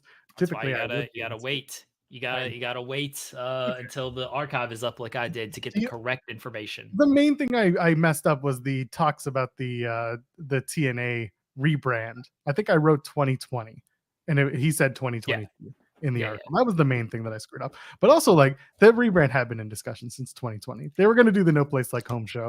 They were going to this was like first of all, this Impact Wrestling media call, for those who missed it, it's still Impact Wrestling until January, despite what Scott D'Amore might be saying. Tom Hannafin sat down with him, and they had a conversation there a good 30 minutes before Scott goes to the airport, goes to the Impact shows in the UK, and it was just all about the rebrand. He solicited some questions from the media, and it was pretty good. I mean, listen, Scott had his talking points. You could see him reading off of the sheet the entire time. Good, God bless that man. And one of the things he was asked about was when did the rebrand start, and are you going to get Will Ospreay, and do you want Will Ospreay, and when's Will Ospreay coming to Impact, and do you love Will Ospreay because he's amazing? And yeah, of course, Scott D'Amore was just like, yeah, we don't want Will Ospreay, he's awful. That's not true. Yeah, Full you're right. quote is up on Fightful.com right now. Quote, I've had conversations with Anthem Sports and they are well aware of who Will Ospreay is and what Will Ospreay is. What Will Ospreay is? Sorry. That's what he said. I know. I don't know where Will Ospreay is going to end up, but he certainly has a seat at the table here, and a meaningful one where he can be at the center of a lot of the change we talk about. In the meantime, he said he wants to wrestle in a TNA ring. We have to get that done and get it done quick. Scott's going to continue to push for that, by the way. He's going to continue to push. He's already started. He has been on socials. Good for him. I do hope that they do a match, another Will Ospreay match at Hard to Kill, because they got a big venue to fill in Vegas. And as tempting as it is now to go, they got to keep that momentum up for the next 3 months. 2 months. Should push. They should push for Will Ospreay. I don't know what Will Ospreay wants to do. He's gonna get a lot of money from somebody. One of these companies going to give him a lot of money. I think he'll wrestle still in TNA. Like his deal expires in February. I feel like he's going to wrestle at Hard to Kill. Like feels like he's going to wrestle at Hard to Kill. Based on the spoilers, I don't want to spoil anything, but based on the spoilers, you might be able to see who he wrestles at Hard to Kill. And then he's going to get money from a lot of people. But I mean, the biggest takeaway from this TNA rebrand is what everybody wants to know. There will be no 6-sided ring. Everyone was like, are they going to bring back the 6-sided ring? No, because wrestlers don't like it and it hurts them a lot. Can we also just bring up the fact that this wasn't a TNA thing? This was a Jeff Jarrett goes to Mexico once and comes back from Mexico and says, guys, I got an idea. And what do we do next? We have a 6-sided ring. That's all it was. That's what brought the 6-sided ring to TNA. I get that it was part of their history, but man, it is. They hated bumping on that ring, and it wasn't an original TNA idea. King of the Mountain. But it's branded to TNA. Like they sold play sets of the 6-sided ring. They did. They had a game that had the 6-sided ring in it, and the jankiest of whatever. It doesn't matter. Continue. When you think of a 6-sided ring, especially in America, you think of TNA wrestling. It became part of their lore. I don't think I'm using that term correctly. That's a dumb term. But it became part of their branding. And so people were wondering, are they going to bring out a 6-sided ring? And the answer was, no, because it hurts a lot. Maybe they should put more padding down on it. Figure out a 6-sided ring that doesn't hurt anymore. Let me call out all of these wrestlers out here. These wrestlers who claim this ring hurts so much. Yet, Christopher Daniels, still wrestling. AJ Styles, still wrestling. Samoa Joe, still wrestling. Frankie Kazarian, still wrestling. Alex Shelley, still wrestling. All these guys are still wrestling. But this ring supposedly hurts. Oh, Jeff Jarrett, still wrestling. Allegedly. But this ring hurts? No, it doesn't. Would you like to bump in a 6-sided ring, Jeremy Lambert? I would not like to bump anywhere. I'm a coward and don't want to do that. Well, I'm glad we had this conversation. The Scott stuff was a very interesting conversation. I think really one of the most interesting things that came out of that was the conversation about new belts, or whether or not TNA would go back to the old belts. And he said, we're going to change it up, but the championship lineages stay the same. There will be no Denver Nitro where Russo and Bischoff take back all the titles and then redo I've watched everything. That episode so much. April 2000, baby. No, they will not be redoing titles. The lineages will continue on, so that's okay with me. I'm actually looking forward to the fact that they're just going to do like when NXT upgraded their championship belts. They just presented them to the championship holder, and the lineage continues. Easy as that. So I'm glad that they're going to continue with that. Yeah, I didn't think they were ever going to do a reset. That's stupid. Because it's not like it's not even a new regime or anything. It's just, hey, we're going back to TNA wrestling. Cool, but you don't need to do a full-on reset just because you're going back to TNA wrestling. So new belts is cool. That's great. I'm for that. Hopefully they look nice everything, maybe a little homage, nod to the past type of thing. Do we get new champions to go with the new belts though? Like, not necessarily, obviously they're not like stripping them of the titles or anything, but we do have 2 matches announced for Hearts Kill. They are both championship matches. We have Moose and Alex Shelley, and we have Jordan Grace and Trinity. So maybe the champions come with the belts. All right, I'm gonna cat. I was wondering what that was about. My feeling is that we could have new champions on either way before we get to Hard to Kill, because there's still 2 major events coming up. We have Turning Point coming up.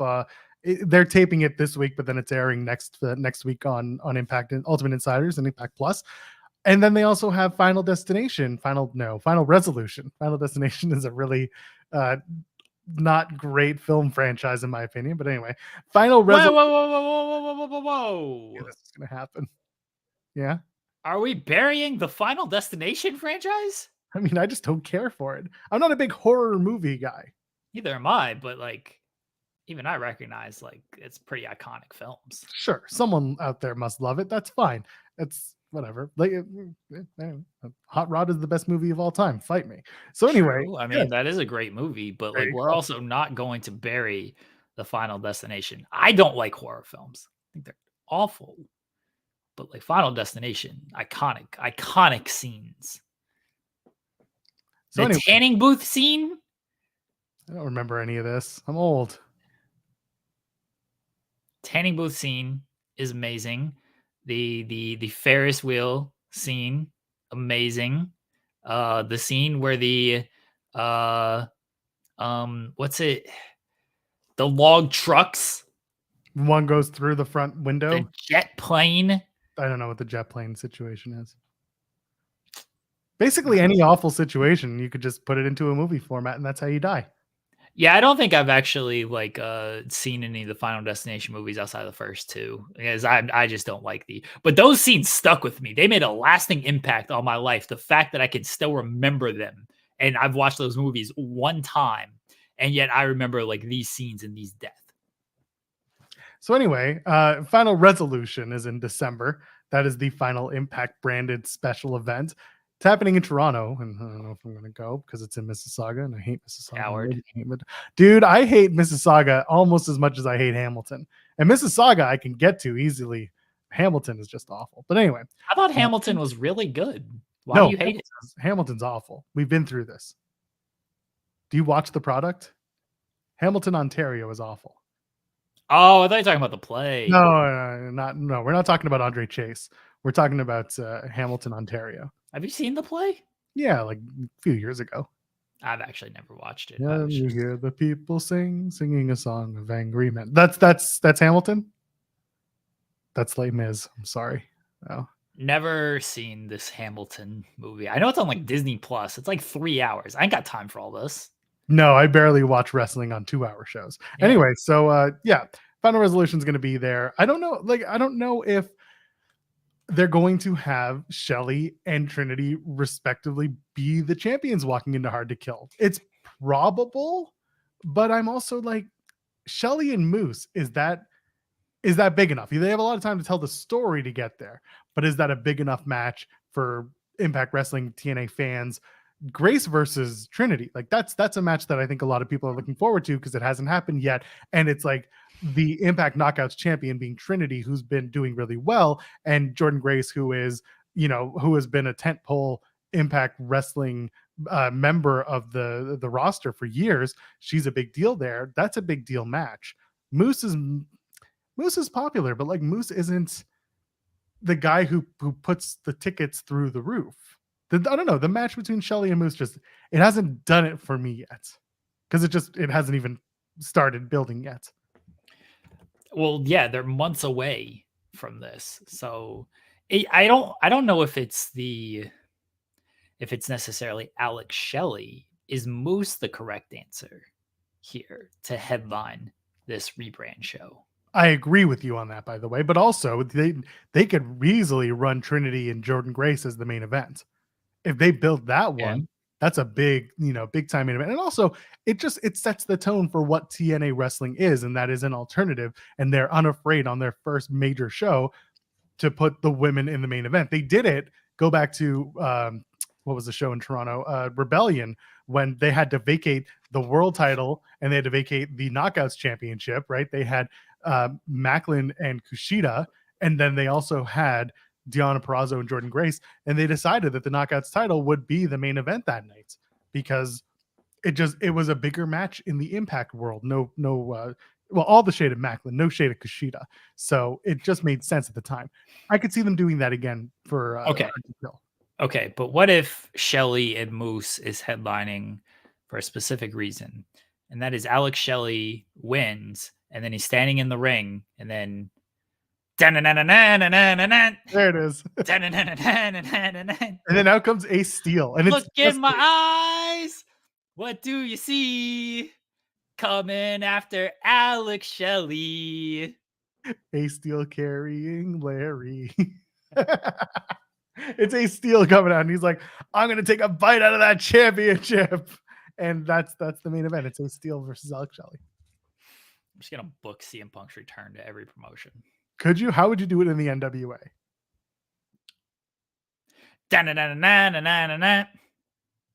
They got the pay-per-view in Cleveland this weekend, right? So are you going? The main event is EC3 and Tom Lattimore. EC3 wins. He's standing in the ring, and then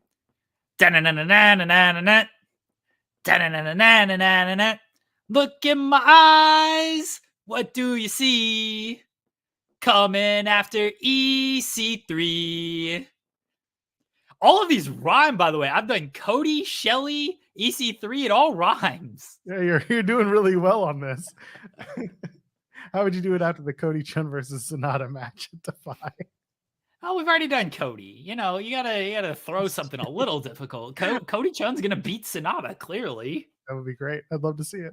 Oh God. Anyway, I'm looking forward. Like I said, I've said this multiple places, including here.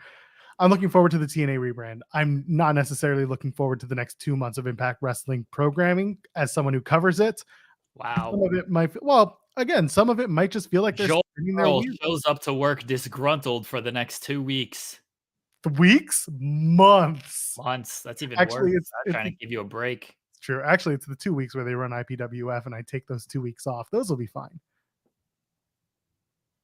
Why are you taking weeks off? People get time off around here? That doesn't seem fair. If they cover non-canonical wrestling programming, then yes. Feels like you should still review the show. Anyway, Krista would do it. She probably will. Actually, she doesn't like IPWF any more than I do. Krista just wants to get paid, and I understand that. Killer Kelly was at the NXT tapings. There we go. Look at me carrying over TNA to NXT. She was congratulating her favorite, Lyra Valkyria, who won the NXT Women's Championship last night, beat Becky Lynch in the main event at Halloween Havoc Night 1. That was a good match. That was a shocking finish. Becky Lynch loses that NXT Women's Championship, had a great run with it, and now it's Lyra's time. What'd you think of that whole thing? Because the big news happens off to the side, but let's talk about the match itself. Becky does good business. That's what I thought about it. Becky came down there, won the NXT Women's title, had good matches with Tiffany Stratton. She beat Tiffany Stratton, but put her over in those matches by making her look strong, especially the match at No Mercy, the hardcore match at No Mercy. That was a good match. She goes on, she's defending the title against people like Tegan Knox, who I guess is injured again, which is very unfortunate for her. But defends the title against Tegan Knox and Indy Hartwell, and then she faces Lyra, and then she puts Lyra over. Like, Becky Lynch does good business. So, and the match was good. It was, surprising, I think, for a lot of people, because I don't think they saw Lyra is like that, being that person yet. And I think people is just like, oh, Becky's not going to lose to anybody anytime soon. If she is going to lose, it's probably going to be to Jade. And then it obviously wasn't Jade. So Becky did good business here, because you can get Jade's over, right? You don't need to. I mean, you're going to get Jade over, but Jade, they've established Jade as being over. Now you've made Lyra in this. So it's good. Good job by Becky. Yeah. Someone asking, why is Killer Kelly backstage? Is he a free agent? No, it's not. It's none of this. Killer Kelly was visiting people just like most wrestlers go backstage. Just like Ricky Cringe. Starks visited Cody at the Royal Rumble and then got heat for That it. never happened. Never happened. You're right. It was AI. Killer Kelly was just visiting. They all live in Florida, so why not go visit their friends? Miyu Yamashita, right? Anyway, so the big news before the match, Jade Cargill appears, sits down on the throne. Jade Cargill, who was not on SmackDown, not on Raw, but she made an appearance on NXT, kind of makes me feel more and more like Jade Cargill's impending roster assignment is being made. What do you think? Is it NXT, or is she going to get the deadline match now against presumably Lyra Valkyria? Is that something we're building towards? Is it something you'd want to see? It feels like because they put her in that position that because they did the big thing with her last week where she, did the Judge Judy time thing. Waiting for her DoorDash. That's right. Yeah. They did that with her, and then she's out there on the throne watching everything. Like they're just on Raw and SmackDown. It's just been okay. Show up backstage, kind of have a stare down with somebody. Becky was part of that stare down in one of them as well. This was a little bit more dramatic for Jade Cargill as to where she's going to go. So it does feel like it's going to be NXT deadline. Makes some sense. Does she need to beat anybody? Like, is people going to play like, oh, who's she beating type of thing? Or does Lyra just come out and be like, look, I'm sick of you appearing on all of these shows. You ain't done shit in this company. I will face you. I want to be the person who steps up to face you. I don't really like that you haven't done shit in this company line. I'm just kind of spitballing, but now that I said it, I don't like it. Axe that. But I do think like, hey, you know what? You've been confronting a lot of people. You've been saying this is your show and everything. You've been appearing on all these shows. Like now, like I want to test. I'm ready for that. Like you want to test yourself. Come test yourself against me, the NXT Women's Champion. I think that's better. Once upon a time, when Vince McMahon ran the show, it would be you come over from another company. You're not going to win your first match because we have to humble you and get you acclimated to our way of doing things. And Vince would use it as kind of a stepping stone to, or not stepping stone, but kind of a litmus test as to how new hires handle losing. Jade didn't lose a lot in AEW, lost twice. Yeah. That was on her way out. So I guess my question is, would they continue that trend? I know Vince isn't there, but it's something where she could go in, have a good match at deadline against Lyra Valkyria, and maybe lose, a month into, or I guess 2 months into her official NXT time. What do you think of the idea? I think people are going to be very mad if she loses her first match. Yeah. But I don't think it's the worst thing in the world, especially if it's a championship match. It's not just some random like, hey, let me lose this match to this person. But it's a championship match. It's a big match. Like, okay, she loses. Like, people got to lose at some point. And the thing that I think hurt Jade in AEW for the longest time was she was undefeated. And it's just, oh, well, what do you do once she loses? And then it turns out once she loses, she left. But like she was just undefeated for so long, and that just became the thing. If you just go ahead, get the first loss out of the way, then it's not when she's going to lose, like, what do you do after she loses? Like, okay, well, she's lost. Now we don't have to worry about protecting every single match to where she's just going to win and have a plan once she actually loses. It's okay. I'll use the Nick Wayne example. Nick Wayne, first match against Swerve, he lost. And people are like, oh, how could you hype this man up this much and then have him lose and stuff? It's like, why? Swerve has been here for this long. This is Nick Wayne's first big television match and everything. Why shouldn't Swerve win this match? Nick Wayne is not a guy. There's a big difference between Jade Cargill and Nick Wayne in their respective divisions, by the way. But for Nick Wayne, it's not a guy that's like, yeah, he needs this big winning streak. Jade, because it's been established that she has this big winning streak, that I can understand why people are like, oh, she needs this type of thing. I don't mind her losing her first match though. If it's a title match to Lyra on a deadline, like, okay, she loses. So what?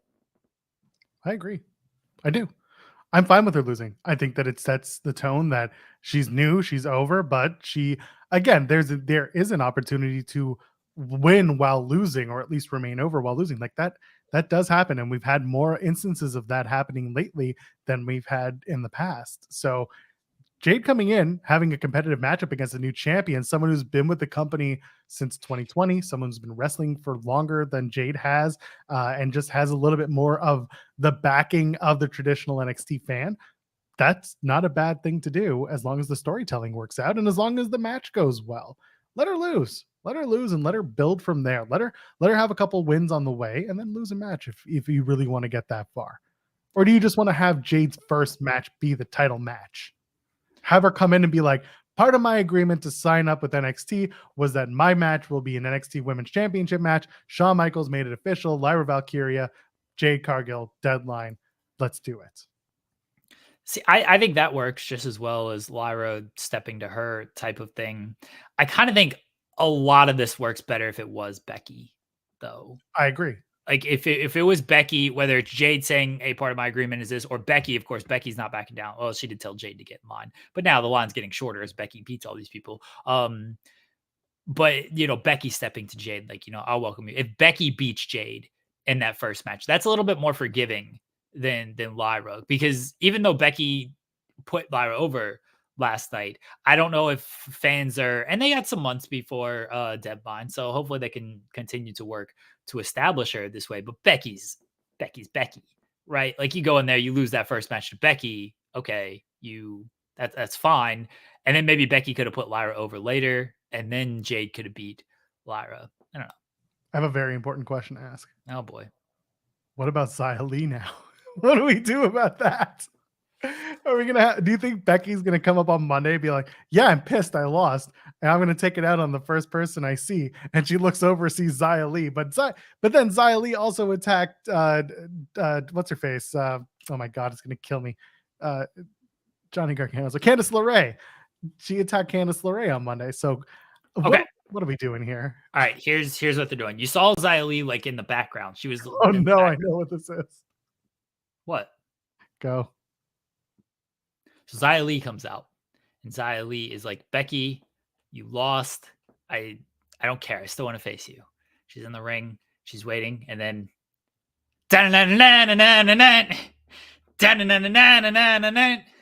look in my eyes. What do you see? Coming after Xia Li.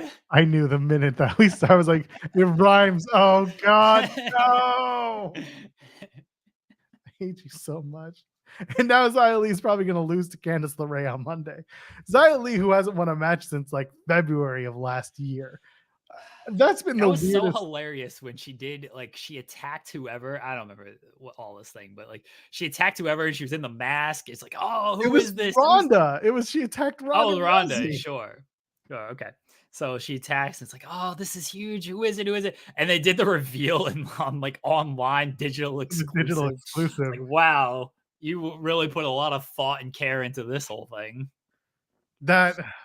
So I'm listening to a lot of 5 Year Back audio, and this was the time when Ronda was like really over and having her first run, and we're getting into Evolution, and she's going to take on the Bella or Nikki Bella.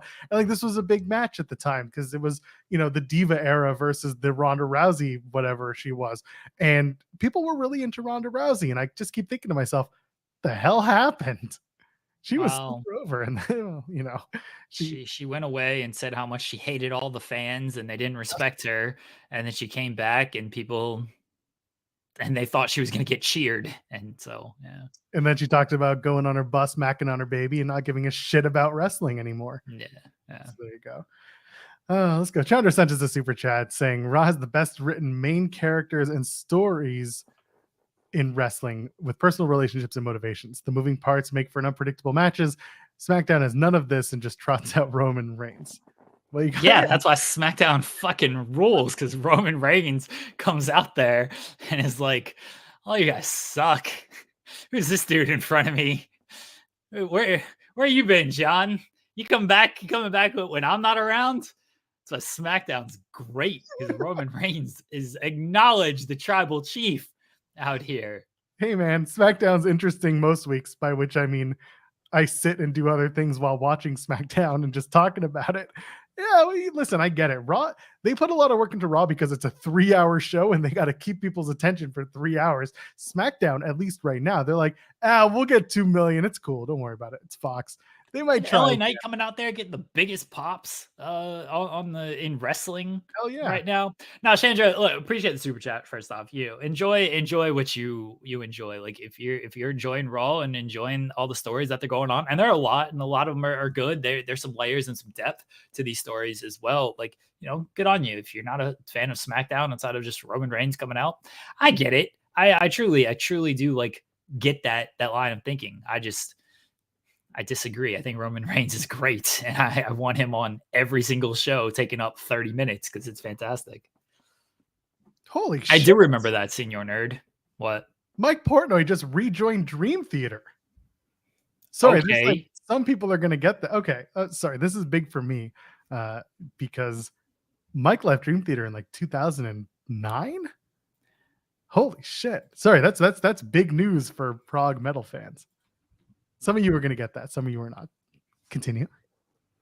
I was done. You're over here talking about Mike Portnoy and Dream Metal. Dream Theater. I haven't listened to an album in years, but that's called a bed. That is a bed. Can I go lie in it? If you would like to. I'm so tired. But anyway, yeah. That's Kai's excited. You popped Kai. We love Kai. So there you go. See, everyone's happy. SmackDown, yeah. SmackDown is what it is. I had someone. Okay, so Chandra then popped up with SmackDown's the worst show in wrestling for me. I had someone mention after the Impact call that Impact should do something else, or they need to do other things to get out there. And they basically said something like, "There's too much wrestling out there," and and we all have to watch it. And I'm like, well, no, you don't. You don't have to watch all the wrestling. And I think that's the biggest thing I want to put out there. If you're not enjoying it, just find something else. And then this is not trying to be dismissive of anyone's taste, but like, it's okay to not watch literally all the wrestling that's out there.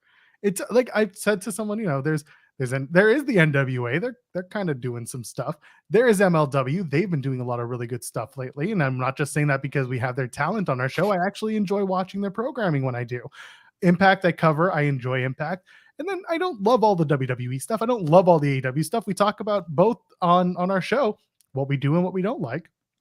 Someone in the chat's gonna be like, "Yeah, Joel hates AEW," but the point is, true. It's like, okay, but I'm gonna watch Dynamite tonight. What am I gonna miss? But yeah, the point I'm trying to make is just like, if it's not for you, it's not for you, and that's okay. So like, move on, find something else. There's a million hours of wrestling on TV, and I guarantee you, there's something that you're gonna find and enjoy out there. If you don't like what you're watching now, stop watching SmackDown unless Roman Reigns is on the show. Then you gotta watch. Great speech, Joel. Thanks, John. Hey, book John Cena and CM Punk. We did that. It was 2011. Good time, though. That was a good feud. Shall we transit? Someone's Rare Beast is like, it's not where I expect to get my Dream Theater news. So John Cena comes out on SmackDown. And he's like, I got one more match in me. And I'm ready even though I haven't won a singles match in 3 tries since 2000, over 1,000 days. He had 3 singles matches since then, by the way. Over 1,000 days, I got one more in me. The next guy who walks through that curtain, be prepared to take an L.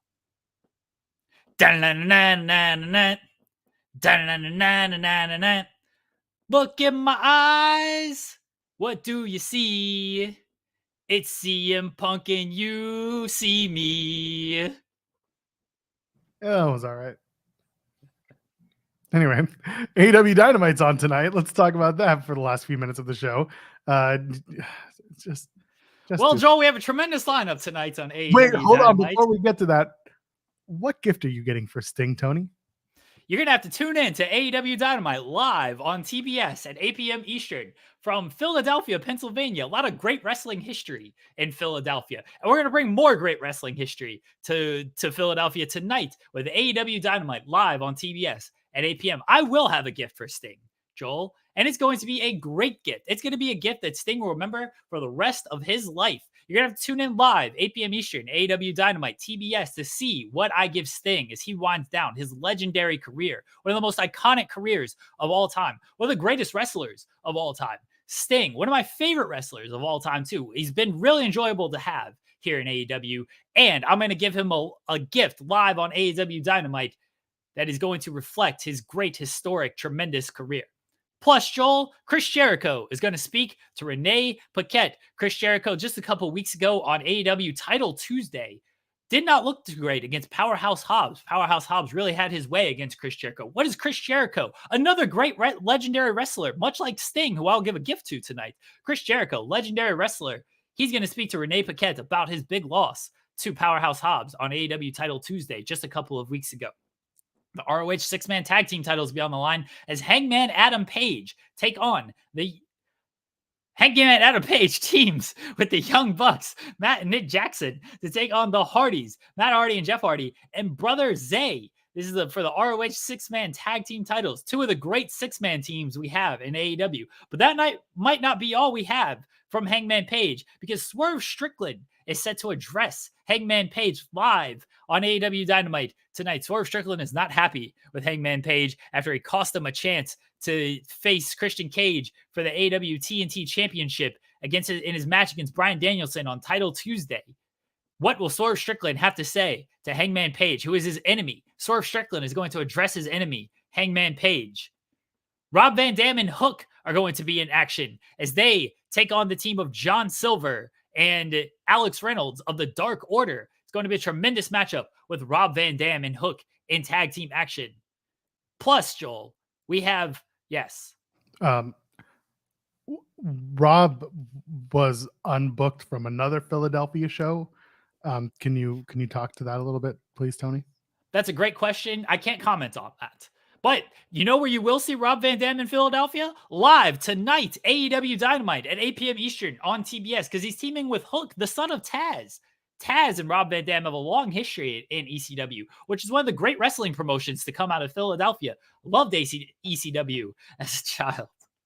The AEW Women's World Championship will be on the line as Hikaru Shida takes on Ruby Soho. Hikaru Shida looks to kick off her third reign.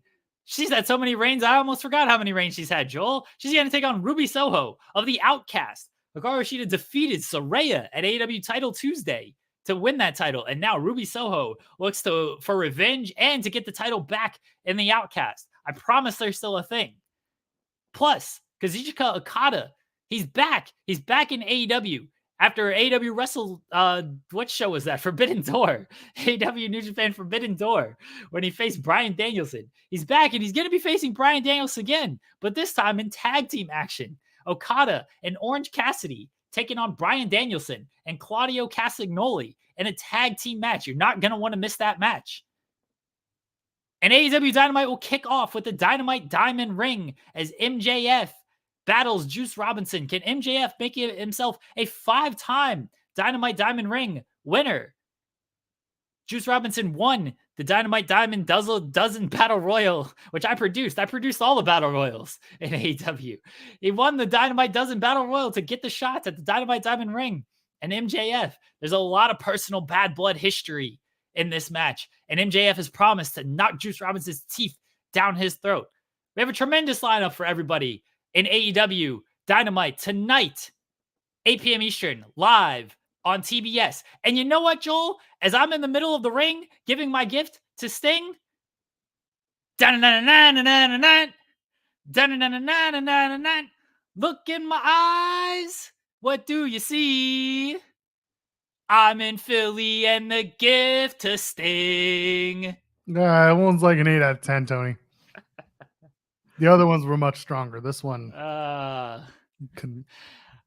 botched really a lot on that one. I'm gonna be on Botchamania with that one. That was your Tony Khan 2 coffees in instead of your Tony Khan 5 coffees in, which is what you wanted. Yeah. That one was that was something. You know, what can you do? I tried. No, I was going to say something about fearing for your life, but I just didn't have it in me this morning, Tony. Anyway, Yeah, listen, Dynamite looks like it's going to be a fun night. It does. Ring of Honor World 6-man tag team title championship match. Why the Hardys and Brothers say? I say I that don't know. again. So that the Bucks and Hangman can get Swerve I assume that the Death Before Dishonor match is now going to be the Bucks and Page versus Swerve and maybe the Gates of Agony. What if it's Brian Cage and AR Fox is back in the Mogul MSC? Sure, why not? Kai saying get Excalibur do some sort of cameo for this. I tried to get Uno on our show. He'll come one day. Work? I think he'll come one day. Okay. What the hell did I just? Okay, that's weird. Yeah, we'll see about it. Will Chisholm sent a super chat saying, "I got a theory. I think Jade is not going to be on NXT, but I think she's going to be on Raw to have a program with Becky." Listen, you could be right. I don't hate the idea. Going after Becky is something that I know Jeremy was just saying is good business on multiple levels, by the way, because Becky would give Jade a great match, and that's the one thing that I need to. That's the one thing that I want people to think about is who is going to give Jade the great match, because Jade needs to have a standout performance, and this is no shade at Lyra Valkyria at all. We just know from experience that Becky can lead almost anyone to a very, very good match. Yes, I agree, and that's why Becky does make a lot of sense as Jade's first opponent, and Becky would make a lot of sense to just go ahead and beat Jade and get that out of the way so that it's not like, we're just doing winning streak thing again. Like Becky wins, it's like, all right, Becky can make a little, guess she wasn't ready for the big time type of thing. Becky can get away with that. I don't always like that stuff. Becky's someone who can get away with something like that. So I'm not mad at that idea, Will. Not mad at that idea at all. What if Jade's in the Iron Survivor match? Probably not. Although I wouldn't hate doing Becky and Jade on the NXT show.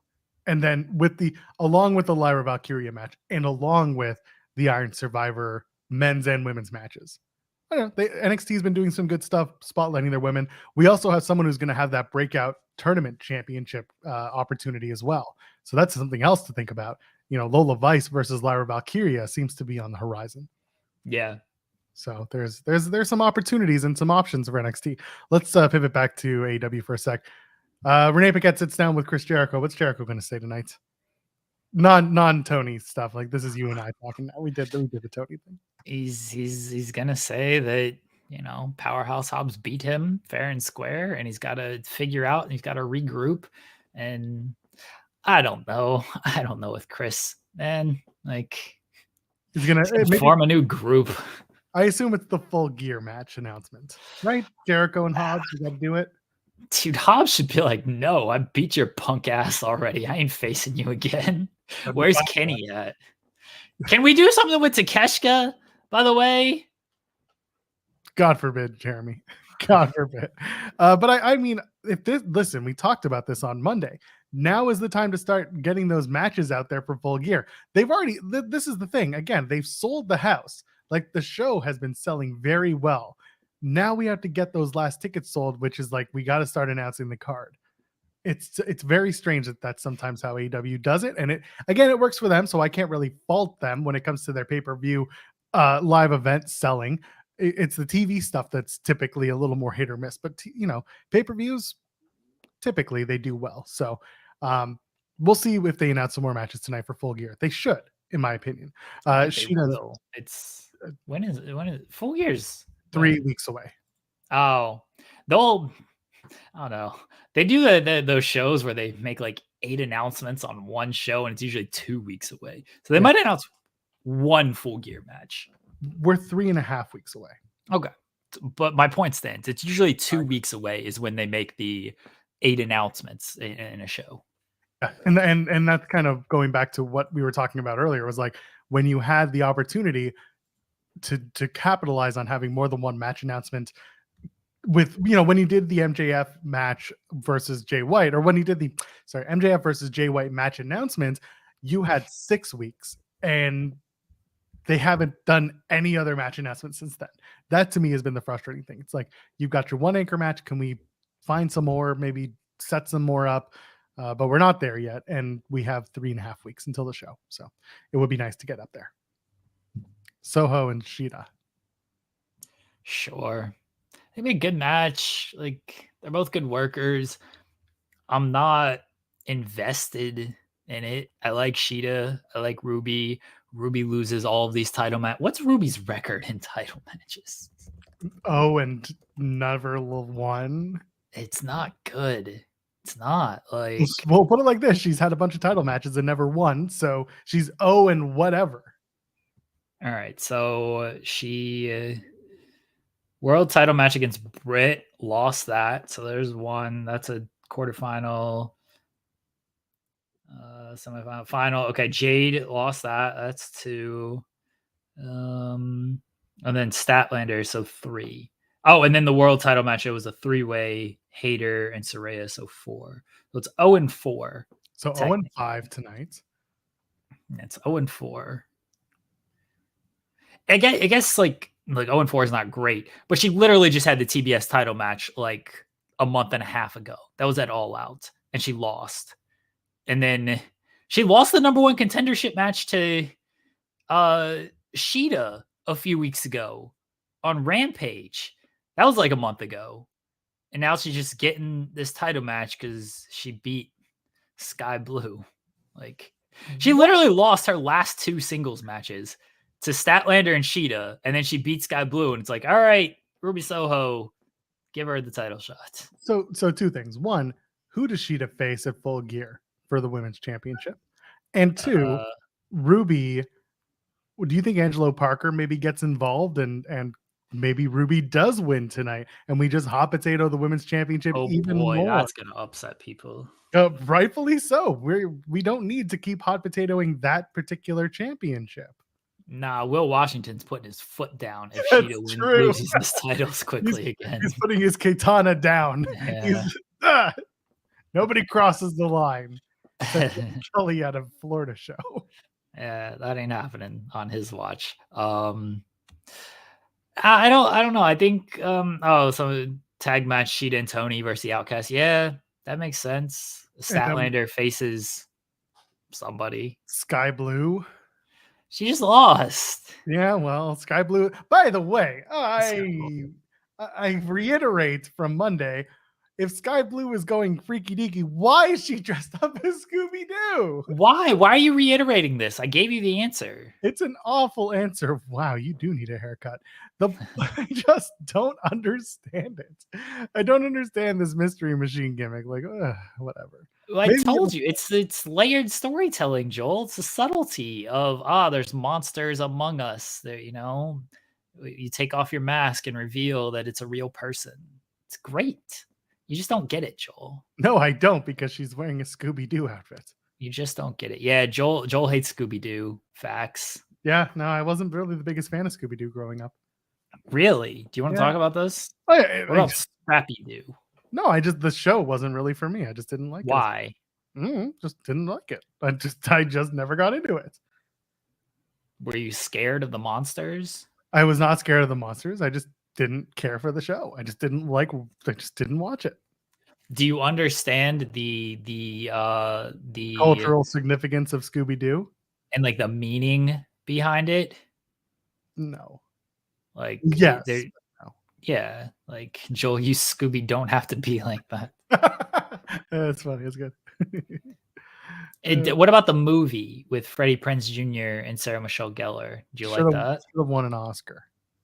That was a good movie, honestly. Yeah. Yeah, the metaphor, the analogy that the monsters are among us. Yeah, the metaphor is monsters are among us, Joel. Yeah, Noam Dar and Jakara Jackson and.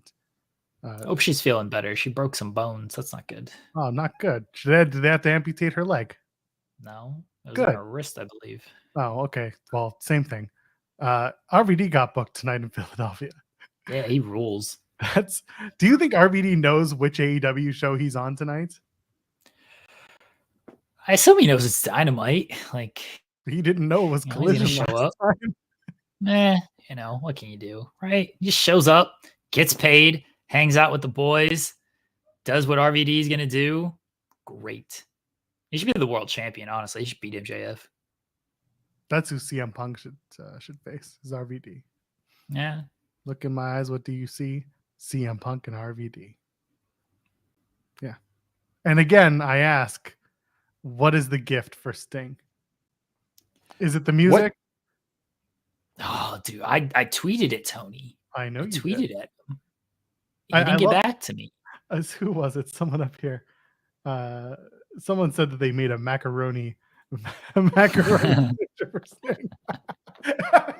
Just the idea of Tony Khan being like, I made this for you, Sting. It's like the Jubilee episode of South Park. Make your macaroni pictures. RoboCop says, why Solable? Oh, that'd be good. That's good, honestly. Is it a Warner Brothers property, RoboCop? See, Hall of Fame, I've seen people say that. Should AEW have a Hall of Fame 4 years in? When did Impact didn't have one till like 10, right? I think they waited till 10 years. Yeah, it feels ROH didn't have one until just a few years ago. Yeah, 4 years in is a little soon for the Impact Hall of Fame was established May 2012. Okay, so yeah, 10 years in. 10 years in. I feel like you got to wait at least 10 to go Hall of Fame, honestly. Like, because let's just put this. Let's put this in like real sports terms, right? You're not going to know who a Hall of Fame player is like 4 years into their career. And you may think you do, but and some of them are kind of locks. Like you can see it 4 years in, but like Jokic, I don't think was a Hall of Fame player 4 years into his career. Like I'm looking it up to like confirm all of this. Yeah, he made one All-Star game 4 years into his career. He wasn't a Hall of Fame player. Like nowadays, he's the lockest of locks to be in the Hall of Fame. So yeah, I don't think you can. It's got to be at least 10. Yeah, I don't know what it's going to be.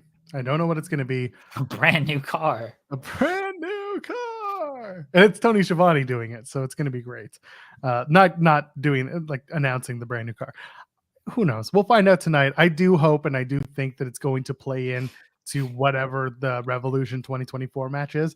But again, who knows? Maybe it's going to be that's a picture of Sting. Not a painting of Sting. It's going to be a picture. It's going to be JBL saying, that's not Sting. That's a picture of Sting. And that's going to be the setup. I hope it's a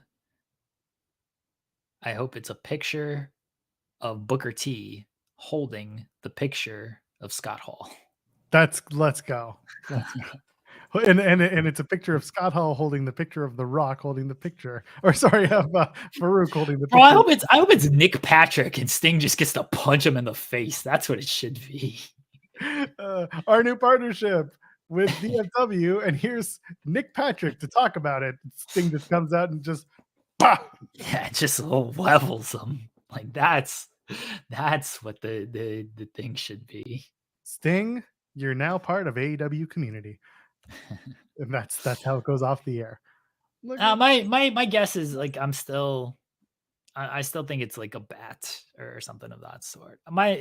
As we say on this show, speculate, don't expect. My expectations are not like super high on this. I legitimately think it's going to be like a heartfelt gift for Sting. I don't think this is any type of like tease for an announcement of like, oh, Sting's getting his own show on Saturdays, and here's all the Sting's last match is this. I don't think we're getting.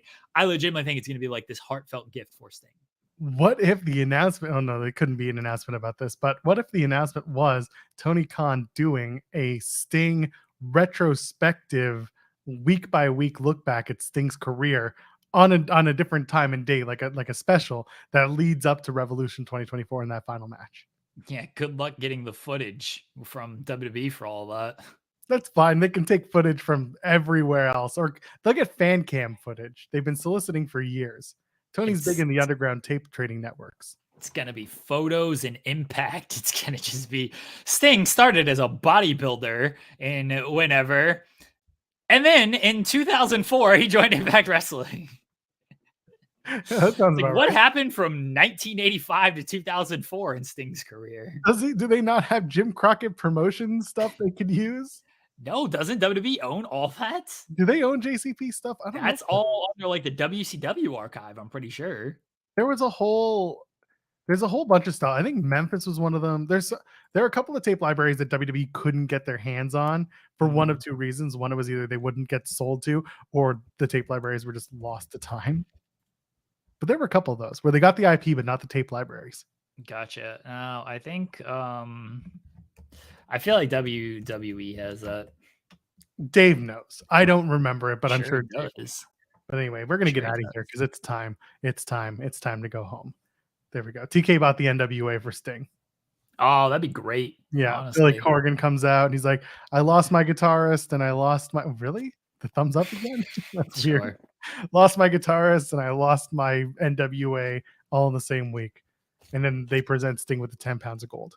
Okay, I do have to get your thoughts on this before we do leave. Sure. MJF and Juice is opening the show. What a, they did the quarters illusion, not really illusion. He literally pulled out a roll of quarters that said Friedman on it.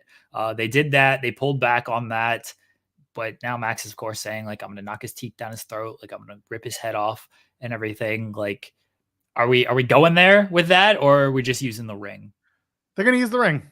And if they use the quarters and it's Max hitting Juice with the quarters, then I'm going to be like, lame. And that's just my opinion. Again, this is my opinion as a wrestling fan, is just going to be like, okay, don't know what Max set to accomplish other than he won the battle. Now he's got to win the war, because the war includes, guess what? The title belt he doesn't currently have around his waist. So there's nothing, like, there's no steam in this anymore, because to a certain degree, we've all talked ourselves out of giving a shit about it. Not everyone, but some of us have. And the other thing is, like, yeah, okay, he wins the diamond ring, or he has it for the 5th year in a row. He wins the match. The diamond ring's never meant anything, like, for the last few years. Yeah. So what are we doing? Like, what is it? What does this accomplish? What's the big victory? What's the big moral victory, other than I hit him with the ring like I do in all my other matches, or at least try to? So I can't be asked to care at this point. The quarters were bad. If MJF uses the quarters, that is equally stupid, because eye for an eye. We just talked about that a few weeks ago. And then you have Juice use the ring, then yeah, he did the thing he said he was going to do, and then he won. And maybe he wins by having, if the Devil comes back and that's part of the whole end of this match, great, I'm invested. Devil came back on Saturday on Collision. People are kind of wondering what it is, who it is, and all that. Maybe this is the beginning of the reveal, or at least the whodunit portion of telling that story.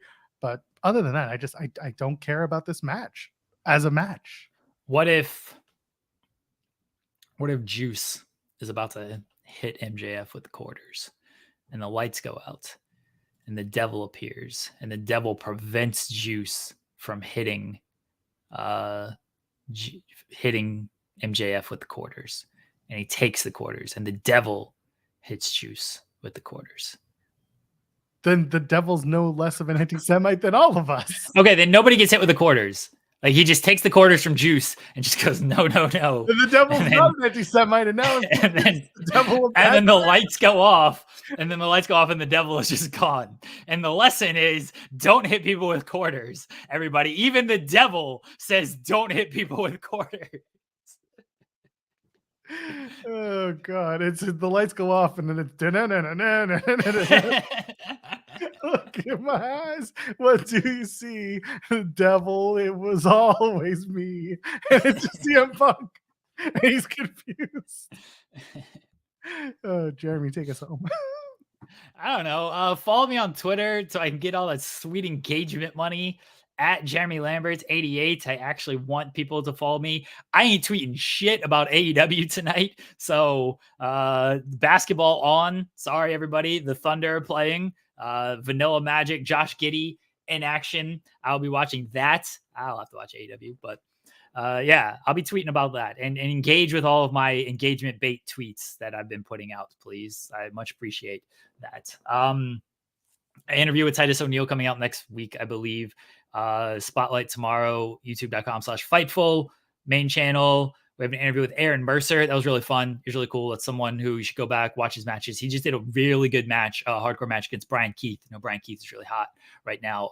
He did a really good hardcore match with Brian Keith. Everyone should go watch that match, and watch the interview with Aaron Mercer tomorrow because that was really good. And then, otherwise, we'll be back on Friday, I guess. We will be back on Friday, 10 a.m. Eastern until noon. You're on Fightful Overbooked. If you haven't left a thumbs up yet, go ahead, do that, and subscribe to the channel. Tell your friends about the show. I want your friends to know about us. I want your friends to meet us. I want your friends. Tony Schiavone says that the gift to Sting will be a historic gift. Nothing like this has ever happened to a wrestler in pro wrestling. He's going to give him a pension. He's going to give him an office job. One that sticks. He's going to give him health care.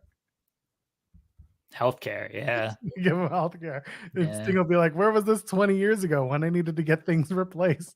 Tony will be like, I didn't know you. Anyway. He's going to give him a Rolex and a pension. Ain't that what cops get? Yeah, that's right. The Rolex, the R comes off and it just says Tolex. Anyway, I am Axel Pearl, JOELPARL. We'll see you on Friday, ladies. Give it Sting a union. It's going to give him the answer. Look in my eyes. What do you see? Union busting member Sting. We're off.